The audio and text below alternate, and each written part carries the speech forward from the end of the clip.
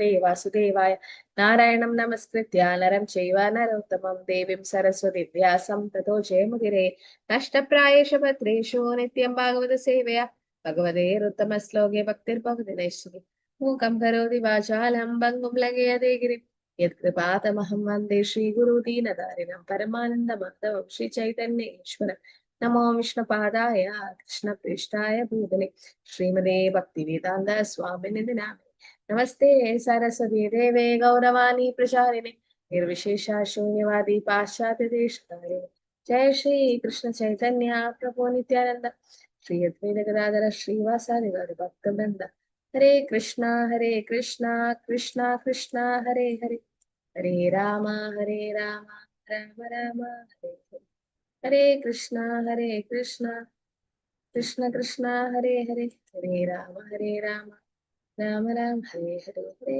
കൃഷ്ണ കൃഷ്ണ കൃഷ്ണ ഹരേ ഹരേ ഹരേ രാം ഹരേ കൃഷ്ണ. അപ്പം 8-ാം അധ്യായം കുന്തിമാറാണിയുടെ സ്തുതികൾ. അപ്പൊ കുന്തിമാറാണി ഭഗവാന്റെ ആരായിട്ട് വരും? ആരാണ് കുന്തിമാറാണി? ഭഗവാന്റെ അച്ഛന്റെ സഹോദരി. അപ്പം ആ ഒരു അത് മാത്രല്ല, കുന്തിമാറാണി ഒരു ശുദ്ധ ഭക്തയും കൂടെയാണ്, അല്ലെ? ഭഗവാന്റെ ശുദ്ധ ഭക്തയാണ്. പിന്നെ കുന്തിമാറാണിക്ക് ഭഗവാൻ കൃഷ്ണൻ പരമദിവ്യോത്തമ പുരുഷനാണെന്ന് അറിയാൻ പറ്റിയില്ലേ? പറ്റിയിരുന്നു, അറിയാമായിരുന്നു അല്ലെ? അതുകൊണ്ടാണ് കുന്തിമാറാണി നമസ്തേ പുരുഷം തു ആദ്യം ഈശ്വര പ്രകൃതി പരം അലക്ഷ്യം സർവഭൂതാനം അന്തർബഹിർ അവസ്ഥിതം. നമസ്തേ പുരുഷം തു ആദ്യം, ഓ കൃഷ്ണ നീയാണ് ആദി ഭഗവാൻ എന്നൊക്കെ എക്സ്പ്ലെയിൻ ചെയ്യാൻ പറ്റിയത് എന്തുകൊണ്ടാണ്? അറിയാം അല്ലെ? കൃഷ്ണനാണ് പരമദൈവോത്തമ പുരുഷൻ എന്ന് കുന്തിമാറാണിക്ക് ഓൾറെഡി അറിയാമായിരുന്നു. അപ്പൊ ഈ അധ്യായത്തിൽ നമ്മള് കുന്തിമാറാണിയുടെ പ്രാർത്ഥന, കുന്തിദേവിയുടെ പ്രാർത്ഥനകളും പിന്നെ പരീക്ഷത്തിന്റെ രക്ഷിക്കലും, പരീക്ഷ മഹാരാജനെ രക്ഷിക്കുന്നതും ആണ് ഭഗവാൻ രക്ഷിക്കുന്നത് നമുക്ക് കാണാം. ഇപ്പൊ കുന്തിമാറാണിയുടെ പ്രാർത്ഥനകളില്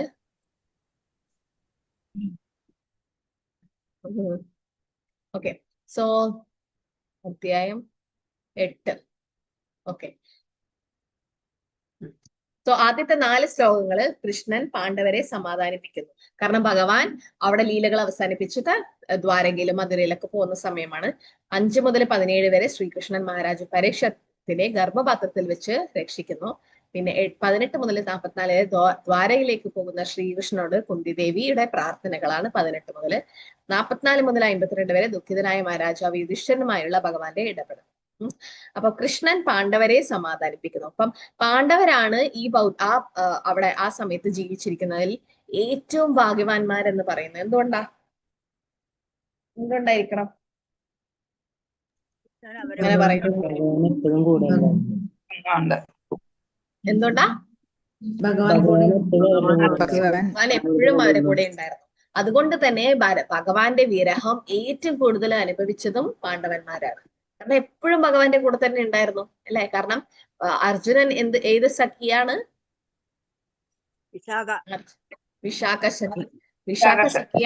വിശാഖ സഖിയായിരുന്നു അർജുനൻ. അപ്പൊ അത്രയും കൃഷ്ണ, രാധാറാണി, ലളിത, വിശാഖ ഭഗവാന്റെ അടുത്ത ആളാണ്. അപ്പം ആ വിശാഖ സഖിയാണ് അർജുനൻ. പിന്നെ പാണ്ഡവരും എല്ലാം ഭഗവാന്റെ സന്തത സഹചാരികളാണ്, എല്ലാവരും അസോസിയേറ്റ്സ് ആണ്. അപ്പം അപ്പോഴും ഭഗവാൻ അവരെ കൂടെ തന്നെ ഉണ്ട്. കാരണം ഭഗവാൻ നമ്മെ ഭക്തപ്രണശ്രീ, ഭക്തവത്സലനാണ്. ഭഗവാൻ ഭക്തന്മാരുടെ കൂടെ എപ്പോഴും ഉണ്ടാവും.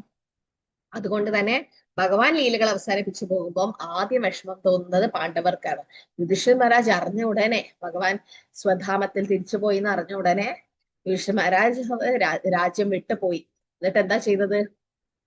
അവിടെ കൂടുതൽ ഭക്തിയുത സേവനം ചെയ്തിട്ട് തിരിച്ച് ഭഗവാനിലേക്ക് പോകാൻ ശ്രമിച്ചു. അത് കേട്ട ഉടനെ എല്ലാ പാണ്ഡവന്മാരെ എല്ലാവരും യുധിഷ്ഠിര മഹാരാജയുടെ കൂടെ പോയി.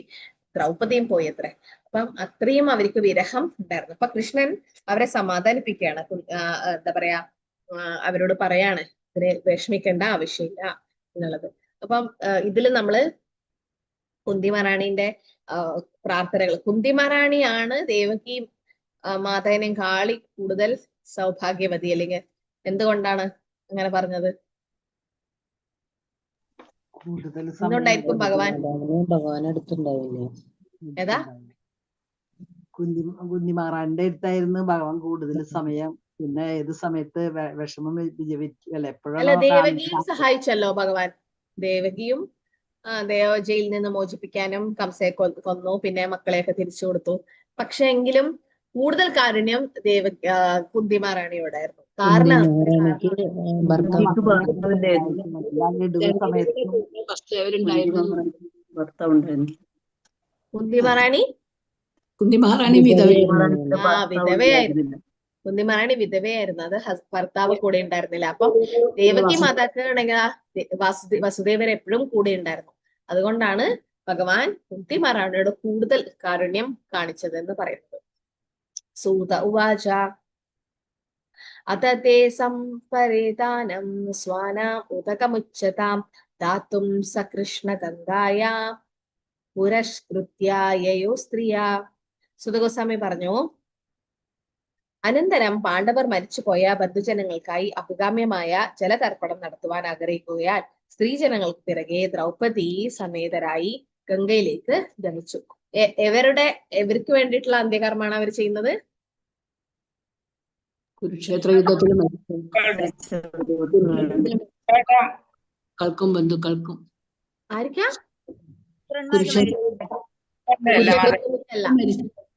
ദ്രൗപദിയുടെ മക്കളുടെ ആർക്ക് വേണ്ടിട്ടാ? ദ്രൗപദിയുടെ മക്കള് 5 കുട്ടികളെ അശ്വത്ഥാമാവ് കൊലപ്പെടുത്തി അല്ലെ. ആ 5 കുട്ടികൾക്ക് നമ്മൾ കഴിഞ്ഞ അധ്യായത്തിൽ അതല്ലേ കണ്ടത്. അശ്വത്ഥാമാവിനെ ശിക്ഷിക്കണോ വേണ്ടയോ എന്നൊക്കെ തീരുമാനിച്ച് പിന്നെ എന്താ മുടിയൊക്കെ മുറിച്ച് ആഭരണമൊക്കെ എടുത്തിട്ട് അങ്ങനെ വിട്ടത്. അപ്പൊ ആ 5 കുട്ടികൾക്ക് വേണ്ടിയിട്ടുള്ള അന്ത്യകർമ്മം ചെയ്യാനാണ് പാണ്ഡവരും ദ്രൗപദിയും പോയത്. തേനിന്യോദകം സർവേ വിലപ്യാചാഭൃശം പുനഃ അപ്ലുതാ ഹരിപാദാബ്ജ രാജപുത്ര സരിജ്ജലേ.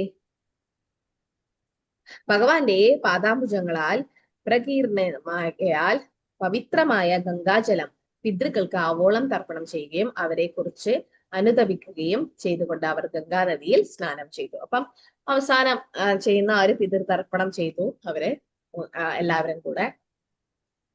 തഥാശീനം കുരുപതിം ധൃതരാഷ്ട്രാം സഹാനുജം ഗാന്ധാരീം പുത്രശോകാത്തം ധൃതം കൃഷ്ണം മാധവ.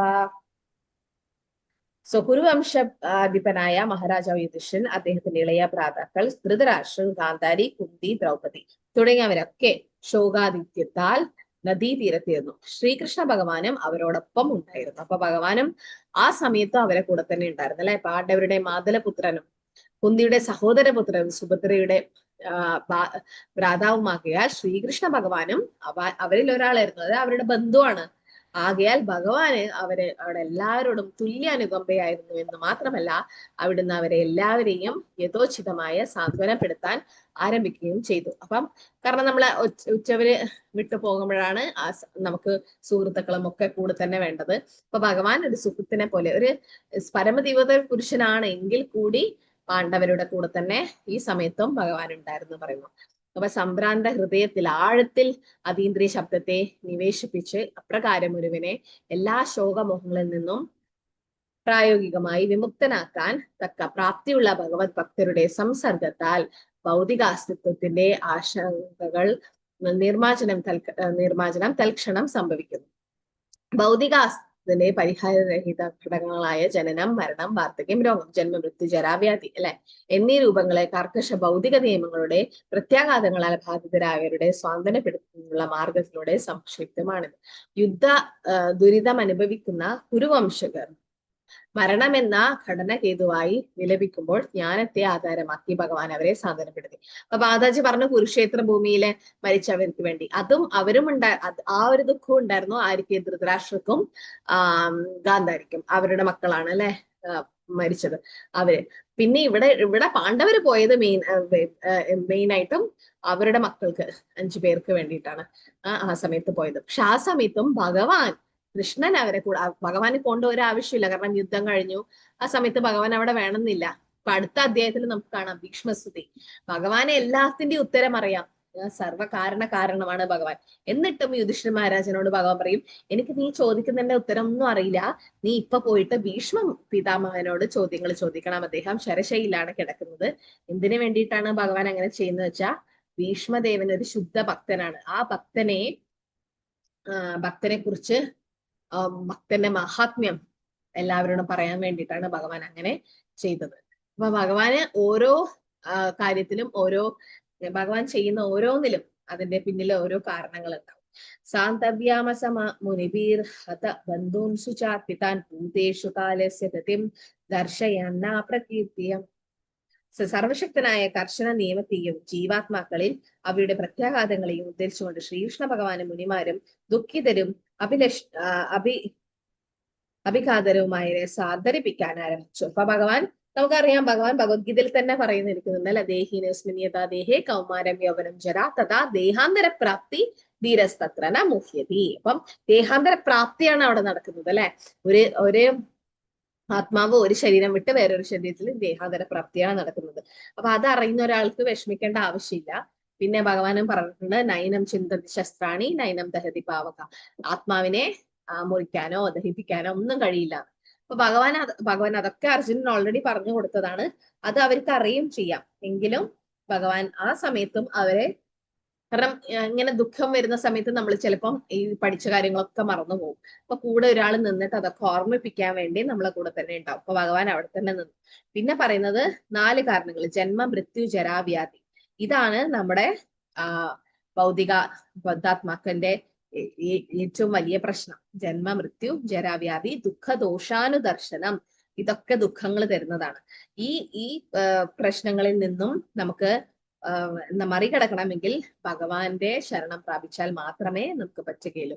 കാരണം പുനരഭിചരണം, പുനരഭിമരണം ഒക്കെ ഇല്ലാണ്ടാക്കണമെങ്കിൽ മുക്തി കിട്ടണം അല്ലെ, മോക്ഷം കിട്ടണം.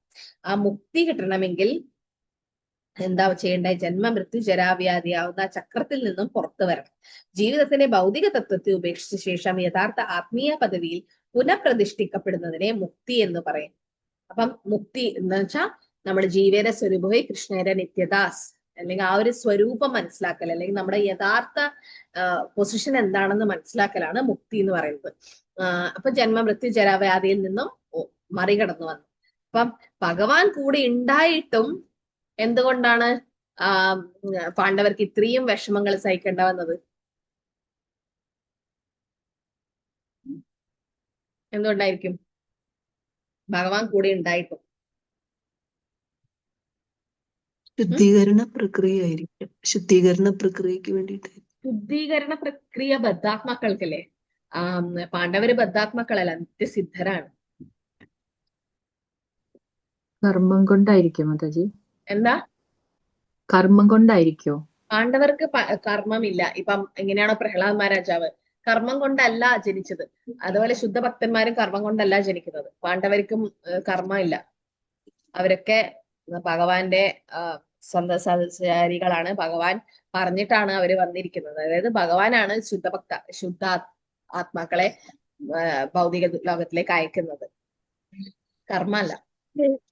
മാതാജി, ഭഗവാന്റെ പ്രകൃതിയിലുള്ള ഒരു ലീലയുടെ ഭാഗമായിട്ട് ഒരു ലീലയുടെ ഭാഗം. എന്തിനായിരുന്നു ഭഗവാൻ ആ ഒരു ലീല ചെയ്തത്? അവർക്ക് ദുഷ്ടന്മാരെ നിഗ്രഹിക്കുക എന്നുള്ള ഒരു ധർമ്മത്തിന് പരിപാലിക്കാൻ. അല്ല, മാളു മാതച്ചെന്ന് പറഞ്ഞത് നമ്മളെ മാതൃകയാക്കി കാണിച്ചു തരാൻ വേണ്ടി. എങ്ങനെയാണ് ശുദ്ധ ഭക്തന്മാര് വിഷമാവസ്ഥയിൽ എന്തൊക്കെ ചെയ്യും, അല്ലെങ്കിൽ എങ്ങനെയാണ് ഇപ്പം കുന്തിമഹാറാണി ഒരുപാട് വിഷമം സഹിച്ചിട്ടും ഭഗവാനെ വിളിച്ചു, ഉത്തര ഭഗവാനെ വിളിച്ചു, അർജുനൻ ഭഗവാന്റെ അടുത്തേക്ക് പോയി. അപ്പം ഇത്രയും വിഷമങ്ങൾ വന്നിട്ടും അവർ ഭഗവാനെ വിട്ടില്ല. ഉത്തര ഗർഭപാത്രത്തില് പരീക്ഷ മഹാരാജാവിനെ രക്ഷിക്കാൻ വേണ്ടിയിട്ട് ആ ബ്രഹ്മാസ്ത്രം വരുമ്പം എത്രയോ ആൾക്കാർ, യുധിഷ്ഠിർ, ഭീമ, അർജുനൻ എല്ലാവരും ഉണ്ടായിട്ടും നേരെ ഓടിപ്പോയത് കൃഷ്ണന്റെ അടുത്തേക്കാണ്. ദ്രൗപദിയും ഭർത്താക്കന്മാരൊക്കെ നോക്കിയിട്ട് അവരാരും സഹായിക്കാൻ ആദ്യ കൃഷ്ണനെയാണ് വിളിച്ചത്. അപ്പം അവർ കാണിച്ചു തരാണ് ഭഗവാൻ ശുദ്ധ ഭക്തന്മാരിലൂടെ നമുക്ക് പാഠം പഠിപ്പിക്കാൻ വേണ്ടി ഒരു ലീല ചെയ്യുന്നതാണ്. എങ്ങനെയാണോ അമ്മായിയമ്മ സ്വന്തം മകളെയാണ് ചീത്ത പറയാ, മരുമകളെ ചീത്ത പറയാൻ പറ്റില്ല. പക്ഷെ മകളിലൂടെ മരുമകളെ പഠിപ്പിക്കും ഓരോ കാര്യങ്ങൾ. അതുപോലെ ഭഗവാൻ ശുദ്ധ ഭക്തന്മാരിലൂടെ നമ്മെ ഓരോ പഠിപ്പിക്കാൻ വേണ്ടിയിട്ടാണ്. ബലി മഹാരാജിന്റെ കാര്യം, പ്രഹ്ലാദ മഹാരാജാവ്, ശുദ്ധ ഭക്തന്മാർ, ഹരിദാസ് ഠാക്കൂർ, ഇവരൊക്കെ കർമ്മം കൊണ്ട് വന്നതല്ല.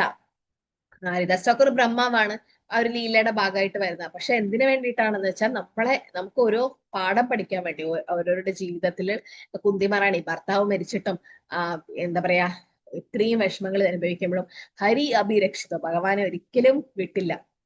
ഒരുപാട് വിഷാന്മഹാഗ്നേ പുരുഷാദ ദർശന അസത് സഭായാവനവാസ പൃച്ഛതി പ്രതേമത്തെ അനേക മഹാരഥാസ്മൃത ദ്രൗണ്യസ്മ ഹരി അഭിരക്ഷിതോ. അപ്പൊ ഇത്രയും വിഷമം ഉണ്ടായിട്ടും ഹരി വിട്ടില്ല. എന്താ പറയാ ഉത്തരേ അതുപോലെ തന്നെ പാഹി ബാഹി മഹായോഗിൻ ദൈവ ദൈവ ജഗത്പതേ നാണ്യത്തഭയം പക്ഷേ മൃത്യു പരസ്പരം ഓടിപ്പോയി ഭഗവാനിലാണ് ശരണം പ്രാപിച്ചത്. ദ്രൗപദി അതുപോലെ തന്നെ ശ്രീകൃഷ്ണ വിഷ്ണു മധുകൈടവാരെ. സോ ദ്രൗപദിയും പറയുന്നുണ്ട്, ശംഖ് ചക്രഗത പാണി ദ്വാരകാ നിലയ അച്യുത പുണ്ടരീകാക്ഷ രക്ഷമാ. ഇപ്പൊ ദ്രൗപദി, കുന്തി മഹാറാണി, ഉത്തര, അർജുനൻ, ശിഷ്യസ്തേഹം ഷാദിമാം ത്വം പ്രപന്നം, ഇവരൊക്കെ ഇവരൊക്കെ ഈ അവരുടെ ജീവിതത്തില് വിഷമങ്ങൾ ഉണ്ടാകുമ്പോഴൊക്കെ ഭഗവാനിലാണ് ശരണം പ്രാപിച്ചത്. ഭഗവാൻ സംരക്ഷിക്കുകയും ചെയ്തിരുന്നു അല്ലെ. ഭഗവാൻ പറയുന്നുണ്ട് നമേ ഭക്ത പ്രണശ്യതി. ഓക്കെ, സോ ഇപ്പൊ ഇതില് 5ാമത്തെ ശ്ലോകത്തില് പറയുന്നത്, അതും കൂടെ എടുത്തിട്ട് നമുക്ക് ബ്രേക്ക്ഔട്ട് റൂമിലേക്ക് പോവാം. സാധ്യായിത്വാ ശത്രോ സ്വം രാജ്യം കിതവേർകൃതം ഗതയിത്വാ സതോ രാജ്ഞാ സ്പർശ ക്ഷതായുഷ. ഇതിലെന്താ പറയുന്നത്?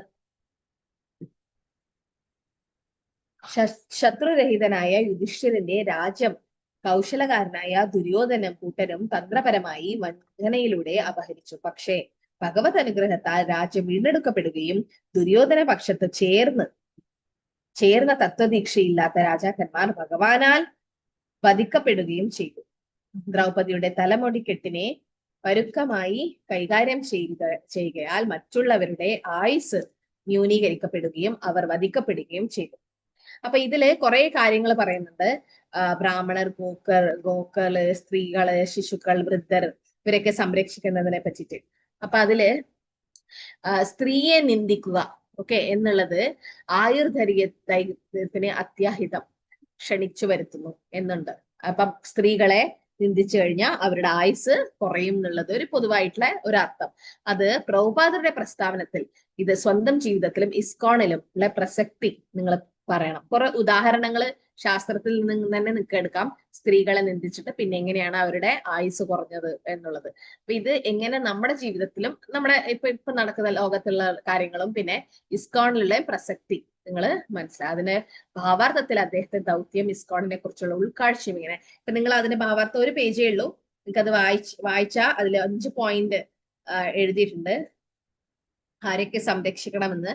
അതിൽ പ്രത്യേകിച്ചും സ്ത്രീകളുടെ സംരക്ഷണത്തിനെ പറ്റി പ്രഭുപാദർ പറയുന്നുണ്ട്. അപ്പൊ അതൊന്ന് ഡിസ്കസ് ചെയ്തിട്ട് ബ്രേക്ക്ഔട്ട് റൂമിൽ നിങ്ങൾക്ക് തിരിച്ചു വരാം. ഓക്കെ, എല്ലാവരും സംസാരിക്കണം ബ്രേക്ക്ഔട്ട് റൂമിൽ. തിരിച്ചു വന്നിട്ട് ഒരാള് അത് ഏറ്റു പറയാം. 4 റൂം ഉണ്ടാക്കുന്നുണ്ട്. എല്ലാവരും ബ്രേക്ക്ഔട്ട് റൂമിലേക്ക് പോകണം. ജസ്റ്റ് ക്ലിക്ക് ചെയ്താൽ മതി, ജോയിൻ ബ്രേക്ക്ഔട്ട് റൂം.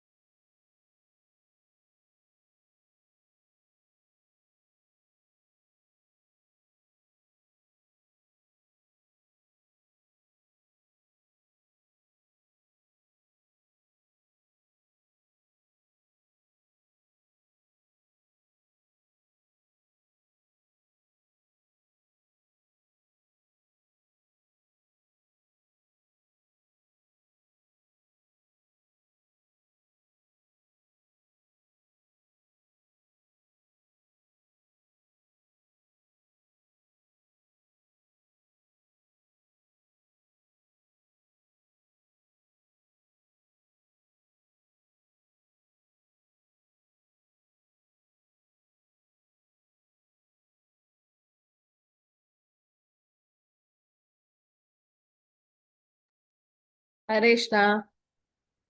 മധുര മുരളി പ്രഭു പോവാൻ പറ്റുന്നില്ലേ? സീതാ പരമേശ്വരൻ മാതാജി, സീതാരാമനുണ്ണി മാതാജി, ശ്രീജ വിദ്യ മാതാജി. ബ്രേക്ക്ഔട്ട് റൂമിൽ പോകാൻ പറ്റുന്നില്ലേ? ബ്രേക്ക്ഔട്ട് റൂമിലേക്ക് ജോയിൻ ചെയ്യണം. പ്രഭു റൂം നമ്പർ 2 പോയിക്കോളൂ. ക്ലിക്ക് ചെയ്താൽ പോകാൻ പറ്റും. ഹരേ കൃഷ്ണ.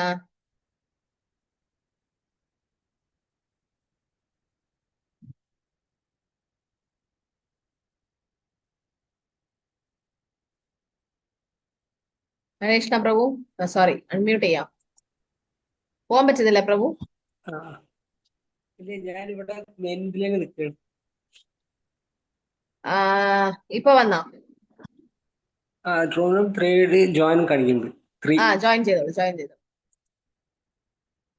സീതാരാമനുണ്ണി മാതാജി, ശ്രീജ വിജയ മാതാജി, ജോയിൻ ചെയ്യുക എല്ലാവരും.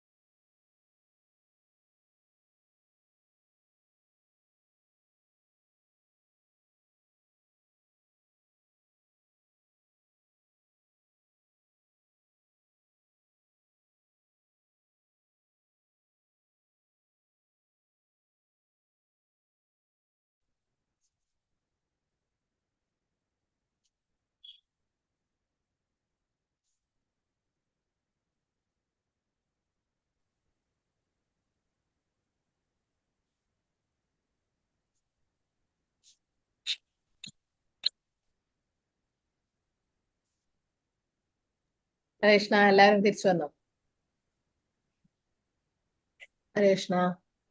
ഹരേ കൃഷ്ണ മാതാജി. എല്ലാരും വരുന്നേ ഉള്ളൂ.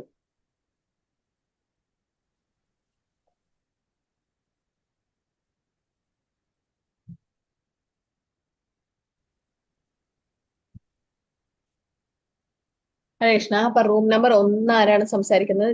ഗീത കൃഷ്ണവാണി മാതാജി, അനിലാപതി പ്രഭു, രാംചന്ദ്ര പ്രഭു, സാവിത്രി മാതാജി, സുമുഖി മാതാജി. ആരാ സംസാരിക്കുന്നത്? ഹരേ കൃഷ്ണ മാതാജി, ഇവിടെ നമ്മുടെ സമൂഹത്തിന്റെ പവിത്രത പെടുത്തുന്നത് സ്ത്രീകളിലൂടെയാണ്. അപ്പോ അങ്ങനെയുള്ളവർക്ക് നിന്ദിക്കുക എന്ന് പറയുമ്പോ അത് ഭഗവാൻ പോലും ക്ഷമിക്കില്ല എന്നുള്ളതാണല്ലോ മനസ്സിലാക്കേണ്ടത്. അതെ. എന്തെങ്കിലും ഉദാഹരണം ശാസ്ത്രത്തിൽ നിങ്ങൾക്ക് കിട്ടിയിട്ടുണ്ടോ? ദ്രൗപദി ദേവി തന്നെ ഉണ്ടല്ലോ ഉദാഹരണമായിട്ട് നമുക്ക്. പിന്നെ വേറെ വളരെ പ്രധാനപ്പെട്ട ഒരു ഉദാഹരണം കൂടി ഉണ്ടായിരുന്നു. നമുക്ക് നോക്കാം അടുത്ത റൂമിലെ ആൾക്കാർക്ക് അത് പറയാൻ പറ്റുന്നുണ്ടോന്ന്. രണ്ടാമത്തെ റൂം മാലതി ശ്യാമ മാതാജി, മാളു മാതാജി, രാധിക മോഹൻ പ്രഭു, ശ്രീ ഹരികാന്ത. ആരാണ് സംസാരിക്കുന്നത്? കൃഷ്ണ. മൂന്നാമത്തെ റൂം ആനന്ദ ലീല മാതാജി, ഗിരിജ കൃഷ്ണ ശക്തി മാതാജി, മധുര മുരളി പ്രഭു. സീതാദേവിന് അതും പറയില്ലേ, സീതാദേവിക്കും അങ്ങനെ സംഭവിച്ചിട്ടുണ്ടല്ലോ മാതാജി. സീതാമാതാന്റെ അല്ലെ. ഇപ്പൊ രാവണന് അല്പായുസായി ചെയ്തതുകൊണ്ട്. ഓക്കെ, പറയുന്നുണ്ടോ മധുര മുരളി പ്രഭു? ഹരേഷ്ണ, അത് അർജുനൻ ഭഗവത്ഗീതയിൽ തന്നെ പറയുന്നുണ്ട്, സ്ത്രീകളെ പോയാൽ വർണ്ണസങ്കരം എന്ന് ആകെ നശിച്ചു, സമൂഹത്തിൽ അരക്ഷിതാവസ്ഥ. Very good. അതെ, വർണ്ണശങ്കര. വർണ്ണസങ്കരം എന്ന അരക്ഷിതാവസ്ഥ. പിന്നെ സ്ത്രീകളുടെ പാരിവൃത്യം അതിന്റെ വിഭവമില്ലെങ്കിൽ പിന്നെ ജീവിതത്തിൽ ശാന്തത നഷ്ടപ്പെടും. പിന്നെ സമൂഹത്തിൽ പുരോഗതി അത് താഴോട്ട് പോകും. സന്തതികൾ ഉണ്ടാവില്ല. അവർക്ക് നമ്മൾ അവരെ റെസ്പെക്ട് ചെയ്തില്ലെങ്കിൽ, ഇത് വീട്ടിൽ തന്നെ തുടങ്ങേണ്ട കേസാണ്. ഇത് വീട്ടിൽ നമ്മളെ ശീലിച്ചാലേ നമ്മുടെ സമൂഹത്തിൽ ഇത് പ്രാവർത്തികമാക്കാൻ പറ്റും. ഹരേഷ്ണ. ഓക്കെ. പിന്നെ ഈ സമൂഹത്തിലെ സ്ത്രീത്വം സംരക്ഷിക്കുകയാണെങ്കിൽ അവർക്ക് എന്ത് സമാധാനം പ്രശാന്തതയും എല്ലാം ഉണ്ടാവും. ആ സ്ത്രീകളെ സംരക്ഷിച്ചാൽ മാത്രമേ അത് കിട്ടുള്ളൂ, ഒരു രാജ്യത്തിനായാലും ഒരു വീട്ടിലായാലും സമൂഹത്തിലായാലും. ഓക്കെ. ഹരേ കൃഷ്ണ. എക്സാമ്പിള് ദേവകിയുടെ പറഞ്ഞല്ലോ മാതാജി, ദേവകിയെ കംസൻ ദ്രോഹിച്ചത് കൊണ്ടാണല്ലോ. ദ്രൗപദീന്റെ പിന്നെ ദേവകി മാത. ദേവകിയുടെ. Very good. ദേവകിനെ കംസൻ അങ്ങനെ ചെയ്തിരുന്നു. ഓക്കെ, അതൊരു കാരണം. കംസനും അല്പായുസ ഉണ്ടായത്. സീതാമാതാവിന് രാവണൻ അല്പായുസ് ഉണ്ടായി. ദ്രൗപദി ചെയ്തപ്പോ ദുശാസനും ദുര്യോധന അല്പായുസ് ഉണ്ടായി.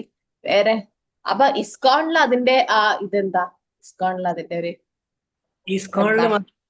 അതുകൊണ്ടാണ് നമ്മള് മാതാജി ലേഡീസിനെ മാതാജി എന്ന് സംബോധന ചെയ്യും. യെസ്, അത് വളരെ പ്രധാനപ്പെട്ടതാണ് അല്ലെ. ഭാര്യ ഒഴികെ എല്ലാവരെയും മാതാജി എന്ന് പറഞ്ഞാൽ അമ്മയുടെ സ്ഥാനത്ത് കാണുന്ന രീതിയിൽ. അതുകൊണ്ട് ഇസ്കോണിൽ അതുകൊണ്ട് വളരെ വളരെ പ്രധാനപ്പെട്ടിട്ടാണ്. എല്ലാവരും ചോദിക്കുന്നത് എന്താ മാതാജി എന്ന് വിളിക്കുന്നത്? മാതാജി, അപ്പൊ അതിന്റെ അർത്ഥം എന്താ? അമ്മയുടെ തുല്യം അങ്ങനെ കാണണം എന്നാണ് പ്രഭുപാദർ പറഞ്ഞിരിക്കുന്നത്. അപ്പം അത് വളരെ വളരെ പ്രധാനപ്പെട്ടതാണ്. ഒരു സന്യാസിക്ക് സന്യാസം എടുത്തു കഴിഞ്ഞാൽ അമ്മയെ കാണാൻ പറ്റും.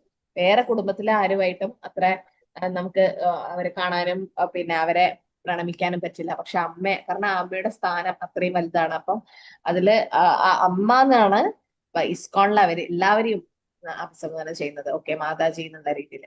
ഓക്കെ. പിന്നെ ആരൊക്കെ സംരക്ഷിക്കണം എന്നാണ് പ്രഭുപാദർ ഭാവാർത്ഥത്തിൽ പറയുന്നത്? എന്തുകൊണ്ടാണെന്നാ പറയുന്നത്? സംരക്ഷിക്കണം സ്ത്രീകളെ. സംരക്ഷണം സ്ത്രീകളെ, അതുമാതിരി മാതാപിതാക്കൾ, പ്രായമായവരെ സംരക്ഷിക്കണം. പിന്നെ പശുക്കളെ ഗോസംരക്ഷണം വേണം. കുട്ടികളെ ബ്രാഹ്മണരെ. ഓക്കെ, ബ്രാഹ്മണരെ. വൃദ്ധന്മാരെ സംരക്ഷിക്കണം. വൃദ്ധന്മാരെ സംരക്ഷിക്കണം. അതിന് കാരണം എന്താ പറയുന്നത്? വൃദ്ധന്മാരെ സംരക്ഷിച്ചാൽ മാത്രമായുള്ള ശ്രേഷ്ഠമായ ജന്മത്തിന് ആ മൃത്യുവിന് ശേഷം നല്ല ജന്മം കിട്ടുള്ളൂ എന്ന് അപ്പൊ പറയുന്നത്. 5 കാര്യങ്ങളാണ് പ്രഭുപാദർ ഇവിടെ ഈ ഭാവാർത്ഥത്തിൽ പറയുന്നത്. 5 കാര്യങ്ങൾ വളരെ പ്രധാനപ്പെട്ട കാര്യങ്ങളാണ്. അപ്പൊ അത് നമ്മൾ നമുക്കൊന്ന് വായിച്ചു നോക്കാം. എന്തൊക്കെയാണ് പ്രഭുപാദർ പറയുന്നത്? പ്രഭുപാദർ പറയുന്നത് ആത്മീയ ജീവിത പ്രാപ്തിക്കുതകുന്ന ശ്രേഷ്ഠമായ ശാസ്ത്രീയ സംസ്കാരമായ വർണ്ണ ആശ്രമ വ്യവസ്ഥകളെ ബ്രാഹ്മണ സംരക്ഷണം രക്ഷിക്കുന്നു. അപ്പൊ ബ്രാഹ്മണരെ എന്തുകൊണ്ടാ രക്ഷിക്കണം എന്ന് പറയുന്നത്? അവരാണ് വർണ്ണ ആശ്രമ വ്യവസ്ഥകളെ അവര് എന്താ പറയാ പാലിക്കുന്നത്. പിന്നെ ഭോജ്യത്തിന്റെ ദിവ്യരൂപമായ പയസ്സിനെ ഗോസംരക്ഷണം വഴി നിലനിർത്തുന്നു. അതായത് ജീവിതത്തിന്റെ ഉത്കൃഷ്ട ലക്ഷ്യങ്ങളെ ഗ്രഹിക്കാൻ മസ്തിഷ്കത്തിലെ സൂക്ഷ്മകോശങ്ങളെ പരിരക്ഷിക്കാനായി ക്ഷീരത്തെ ഉപയോഗിക്കുക. അതായത് പാല് തരുന്നത് കൊണ്ട് ഗോമാതാവിനെ കാരണം പാലാണ് നമുക്ക് എന്താ പറയാ മസ്തിഷ്കത്തിലെ സൂക്ഷ്മകോശങ്ങൾ ബ്രെയിനിലെ ഫൈനർ ടിഷ്യൂവിനെ ഡെവലപ്പ് ചെയ്യാൻ വേണ്ടി ഹെൽപ്പ് ചെയ്യും. അതുകൊണ്ടാണ് പശുവും പാല് കുടിക്കണം എന്ന് പറയുന്നത് എല്ലാവരും. സമൂഹത്തിന്റെ സതീത്വം, സ്ത്രീ സംരക്ഷണം കാത്തു സൂക്ഷിക്കുന്നു. അതായത് സമൂഹ പാതിവൃത്യത്താൽ സമാധാനം, പ്രശാന്തത, ജീവിത പുരോഗതി എന്നിവ ഹേതുയുടെ സത്സന്തതികൾ പ്രാപ്തമാകുന്നു. അതായത് വർണ്ണശങ്കരം നടക്കില്ല, നല്ല കുട്ടികൾ ഉണ്ടാകുന്ന വേണ്ടിയിട്ട് ശിശു സംരക്ഷണം മുഖേന ഭൗതിക ബന്ധങ്ങളിൽ നിന്നും സ്വാതന്ത്ര്യം നേടുന്നതിനുള്ള ഉപായം തയ്യാറാക്കുന്നതിനുള്ള ഒരു ശ്രേഷ്ഠ അവസരം മനുഷ്യ രൂപത്തിൽ നൽകുന്നു.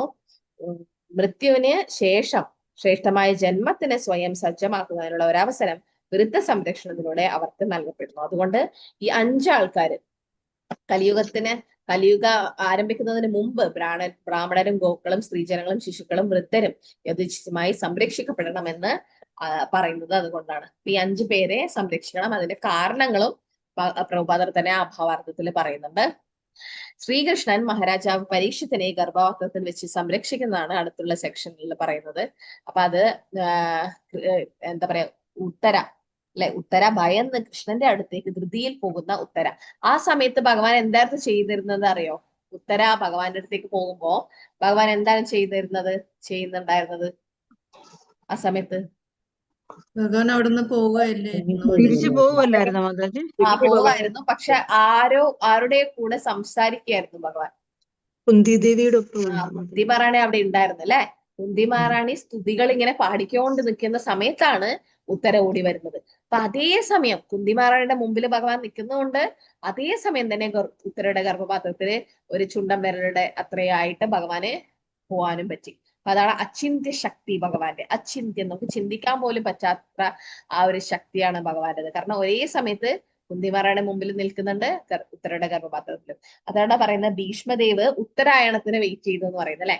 അത് സൂര്യനെ സംബന്ധിച്ചിട്ടുള്ള ഉത്തര ആയണം, ഉത്തരയുടെ ഗർഭപാത്രത്തിൽ ആശ്രയിച്ച ആള് അല്ലെങ്കിൽ അഭയം പ്രാപിച്ചവർ എന്നുള്ള രീതിയിലാണ് ഭഗവാനെ ഉത്തരായണൻ എന്ന് വേറൊരു പേരും പറയുന്നത്. അപ്പം ഭീഷ്മദേവ് എപ്പം ശരീരം വിട്ടാലും സൂര്യന് കിഴക്കാലും എവിടെയായാലും ഒരു പ്രശ്നമില്ല. കാരണം ഭീഷ്മദേവ് ശുദ്ധ ഭക്തനാണ്.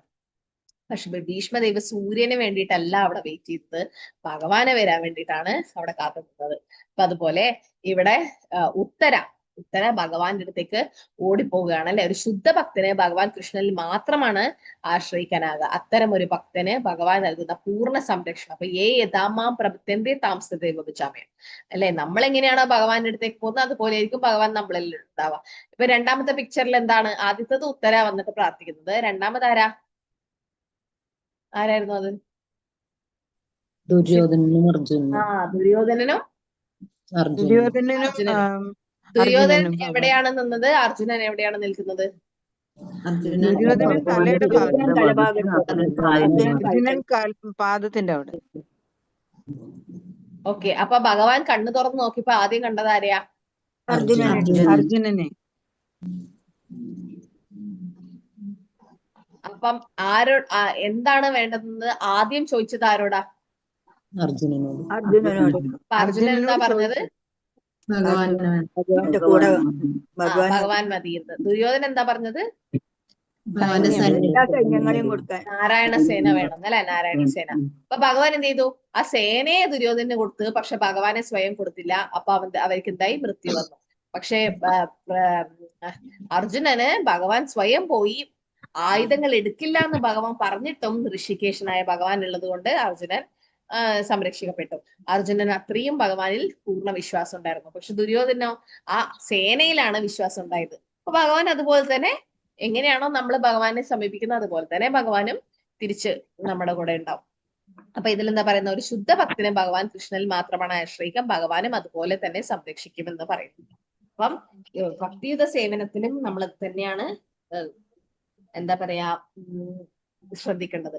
നമ്മള് വിഗ്രഹമൊക്കെ വെറും ഒരു കല്ലാണെന്ന് വിചാരിച്ച ഭഗവാൻ അതുപോലെ തന്നെ നിൽക്കും. പക്ഷെ പ്രതിമ നഹി തുമി സാക്ഷാൽ ബ്രജേന്ദ്രനന്ദൻ, പ്രതിമയല്ല ഭഗവാൻ തന്നെയാണ് അർച്ചാവിഗ്രഹം അല്ലെ. അപ്പൊ അതുകൊണ്ട് നമ്മൾ അത് മനസ്സിലാക്കുക. നമ്മൾ എങ്ങനെയാണോ ഭഗവാനെ സമീപിക്കുന്നത് അതുപോലെ ഭഗവാനും തിരിച്ച്. അപ്പൊ അത് പാർഷ്യാലിറ്റി അല്ല. നമ്മൾ വിചാരിക്കും ഭഗവാൻ ഈ ഭക്തനോട് ഇത്ര നന്നായിട്ട് കാരുണ്യം കാണിക്കുന്നത്, അല്ലെങ്കിൽ ഈ ഭക്തൻ, കാരണം അവരുടെ ആ സമർപ്പണ ഭാവം അതുപോലെയാണ്. ഗന്തും കൃതാമതിർബ്രഹ്മൻ ദ്വാരകാമ്രതമാശ്രിത ഉപലേപേ അഭിധാൻ വന്തിം ഉത്തരാം ഭയം വിഹ്വലം. അനന്തരം രഥത്തിൽ കയറി ദ്വാരകയിലേക്ക് പുറപ്പെടാൻ ഒരുമ്പോൾ ഉത്തര ഭയവിഹ്വലയായി തന്റെ നേരെ ത്വരിതഗതിയിൽ വരുന്നത് ഭഗവാൻ കണ്ടു. അപ്പൊ ഭഗവാൻ ദ്വാരയിൽ പോകാൻ പുറപ്പെടാണ്. ആ സമയത്ത് കുന്തിമഹാറാണി ആക്ച്വലി അവിടെ ഉണ്ട് സ്തുതികൾ അർപ്പിക്കാൻ വേണ്ടി. പക്ഷെ ആ സമയത്ത് ഉത്തര ഓടി വന്നു. അപ്പൊ സമഗ്ര പാണ്ഡവകുലവും ഭഗവത് സംരക്ഷണത്തെ പരിപൂർണമായി ആശ്രയിക്കയാൽ ഏത് പരിതസ്ഥിതിയിലും ഭഗവാൻ അവരെയും സംരക്ഷിച്ചു പോരുന്നു. ഭഗവാൻ ഏവരെയും സംരക്ഷിക്കുന്നു. എന്നാൽ ഭഗവാനെ പൂർണ്ണമായി അഭയം പ്രാപിക്കുന്നവരെ അവിടുന്ന് സവിശേഷ പരിഗണനയോടെ സംരക്ഷിക്കുന്നു. പിതാവ് പൂർണ്ണമായും തന്നെ മാത്രം ആശ്രയിക്കുന്ന ഇളയ പുത്രരിൽ വിശേഷമായി ശ്രദ്ധ ചെലുത്തുന്നു. അപ്പൊ നിങ്ങള് വീട്ടില് 2 കുട്ടികളുണ്ട്. ഒരാള് മൂത്താള് എന്താ പറയാ എല്ലാ കാര്യങ്ങളും ഒറ്റയ്ക്ക് ചെയ്യും. എവിടെയെങ്കിലും നിങ്ങൾ ടൂറിന് പോകുമ്പോൾ സാധനങ്ങൾ എടുത്തു വെക്കാനും ഡ്രസ്സും കാര്യങ്ങളൊക്കെ ആ കുട്ടിക്ക് ഒന്നും നമ്മൾ നോക്കേണ്ട ആവശ്യമില്ല. ജസ്റ്റ് ഒന്ന് ശ്രദ്ധിച്ചാൽ മാത്രം ഒന്ന് നോക്കിയാൽ മതി. പക്ഷെ ചെറിയ കുട്ടി വീട്ടിലുണ്ടെങ്കിൽ ആ കുട്ടിക്ക് വേണ്ടുന്ന എല്ലാം നിങ്ങൾ ചെയ്തു കൊടുക്കേണ്ടി വരും അല്ലെ. ആ കുട്ടിക്ക് ഒന്നും ഒറ്റയ്ക്ക് ചെയ്യാൻ പറ്റില്ല. ഭക്ഷണം വരെ വാരി കൊടുക്കേണ്ടി വരും. ആ കുട്ടി എപ്പോഴും നിങ്ങളെ ആശ്രയിച്ചിട്ടാണുള്ളത്. അത് നിങ്ങൾക്ക് അറിയാം എന്ന് വെച്ച് നിങ്ങള് കൂടുതൽ സ്നേഹം ഇളയ കുട്ടീനോടാണോ? അല്ല. സ്നേഹം അച്ഛനമ്മക്ക് എല്ലാ കുട്ടികളോടും ഒരുപോലെ ആയിരിക്കും. പക്ഷെ ഏത് കുട്ടിയാണോ അച്ഛനമ്മയെ കൂടുതൽ ഡിപ്പെൻഡ് ചെയ്യുന്ന അവരോട് കൂടുതൽ ശ്രദ്ധ അച്ഛനമ്മയും കാണിക്കും. അത് നാച്ചുറൽ ആണ്, അത് സ്വാഭാവികം മാത്രമാണ്. അതുപോലെ ഭഗവാൻ ഭക്തര് എല്ലാ ദിവസവും ഭഗവാനെ നാമം ജപിച്ച് ഭഗവാനെ ആശ്രയിക്കുമ്പോഴോ നമുക്ക് വലിയ ആപത്ത് വരേണ്ടത് പകരം ഭഗവാൻ, ഇപ്പൊ നിങ്ങള് വീട്ടില് പാചകം ചെയ്യുമ്പോ കൈ പൊള്ളി അല്ലെങ്കിൽ എന്തെങ്കിലും ചെറിയ കൈ മുറിഞ്ഞു, അപ്പൊ നമ്മള് ഭഗവാന്റെ പ്രസാദം ഉണ്ടാക്കുമ്പോഴാണ് ഇതൊക്കെ സംഭവിക്കുന്നുണ്ടെങ്കിൽ അവിടെ എന്താ നടക്കുക? അവിടെ നിങ്ങൾ നല്ല പാൽപ്പായസം ഭഗവാനെ വെക്കാൻ പോവാണ്. അപ്പൊ നിങ്ങൾ കൈ പൊള്ളി അല്ലെങ്കിൽ പച്ചക്കറി മുറിക്കുമ്പോ നിങ്ങളുടെ കൈ മുറിഞ്ഞു. അപ്പൊ ഭഗവാന്റെ സേവ ചെയ്യുമ്പം ഇങ്ങനെ ആപത്ത് വന്നാൽ അതിന്റെ അർത്ഥം എന്താ? വലിയ അപകടം വരാനുള്ളത് ചെറുതായിട്ട് അതൊന്ന്. പിന്നെ കർമ്മം, മോശകർമ്മൊക്കെ പാപകർമ്മൊക്കെ ഇല്ലാതാകാണ് എന്റെ അർത്ഥം. പിന്നെ വലിയ എന്തോ ആപത്ത് വരേണ്ടത് ഭഗവാൻ അത്രയും ചെറുതായിട്ട് അത് വിട്ടു. ചിലപ്പോ കൈ ഫുള്ളും കട്ടായേണ്ട പകരം ഒരു ചെറുങ്ങനെ മാത്രം, കാരണം കണ്ണിൽ കൊള്ളേണ്ടത് പുരികത്ത് കൊണ്ടുവന്ന് പറയുന്ന പോലെ. അപ്പൊ ഭഗവാൻ അങ്ങനെയാണ്. ഭഗവാൻ എന്താ പറയാ ഭക്തന്മാർക്ക് പ്രത്യേക സംരക്ഷണം നൽകുന്ന എന്തുകൊണ്ടാന്ന് വെച്ചാൽ ഭക്തരും ഭഗവാനിൽ പൂർണ്ണ ആശ്രിതരാണ്. സമൂഹം സർവഭൂതേഷു നമേ ദേശനസ്തിന പ്രിയ ഏ ഭജന്തി തുമാം ഭക്ത്യാ മയി ദേഷു ചാപ്യഹം. സമൂഹം സർവഭൂതേഷു, എല്ലാവരും ഭഗവാൻ ഈക്വൽ ആണ്. പക്ഷെ ഏ ഭജന്തി തുമാം ഭക്ത്യാ, ഭഗവാനെ ഭക്തി ചെയ്യുന്നവർക്ക് മൈ തേഷു ചാപ്യഹം, ഭഗവാൻ അവരിലും അവര് ഭഗവാനിലും. 9-ാം അധ്യായത്തിലെ 31 ശ്ലോകം അങ്ങനെ പറയുന്നുണ്ട്. അപ്പൊ ഇതില് പൂർണ്ണമായും പിതാവിൽ ആശ്രയിക്കുന്ന ആ ഇളയ പുത്രനോടായിരിക്കും കൂടുതൽ ശ്രദ്ധ ഉണ്ടാവുക. അതുപോലെ ഭഗവാൻ അത് നാച്ചുറൽ ആണെന്ന് മാത്രം.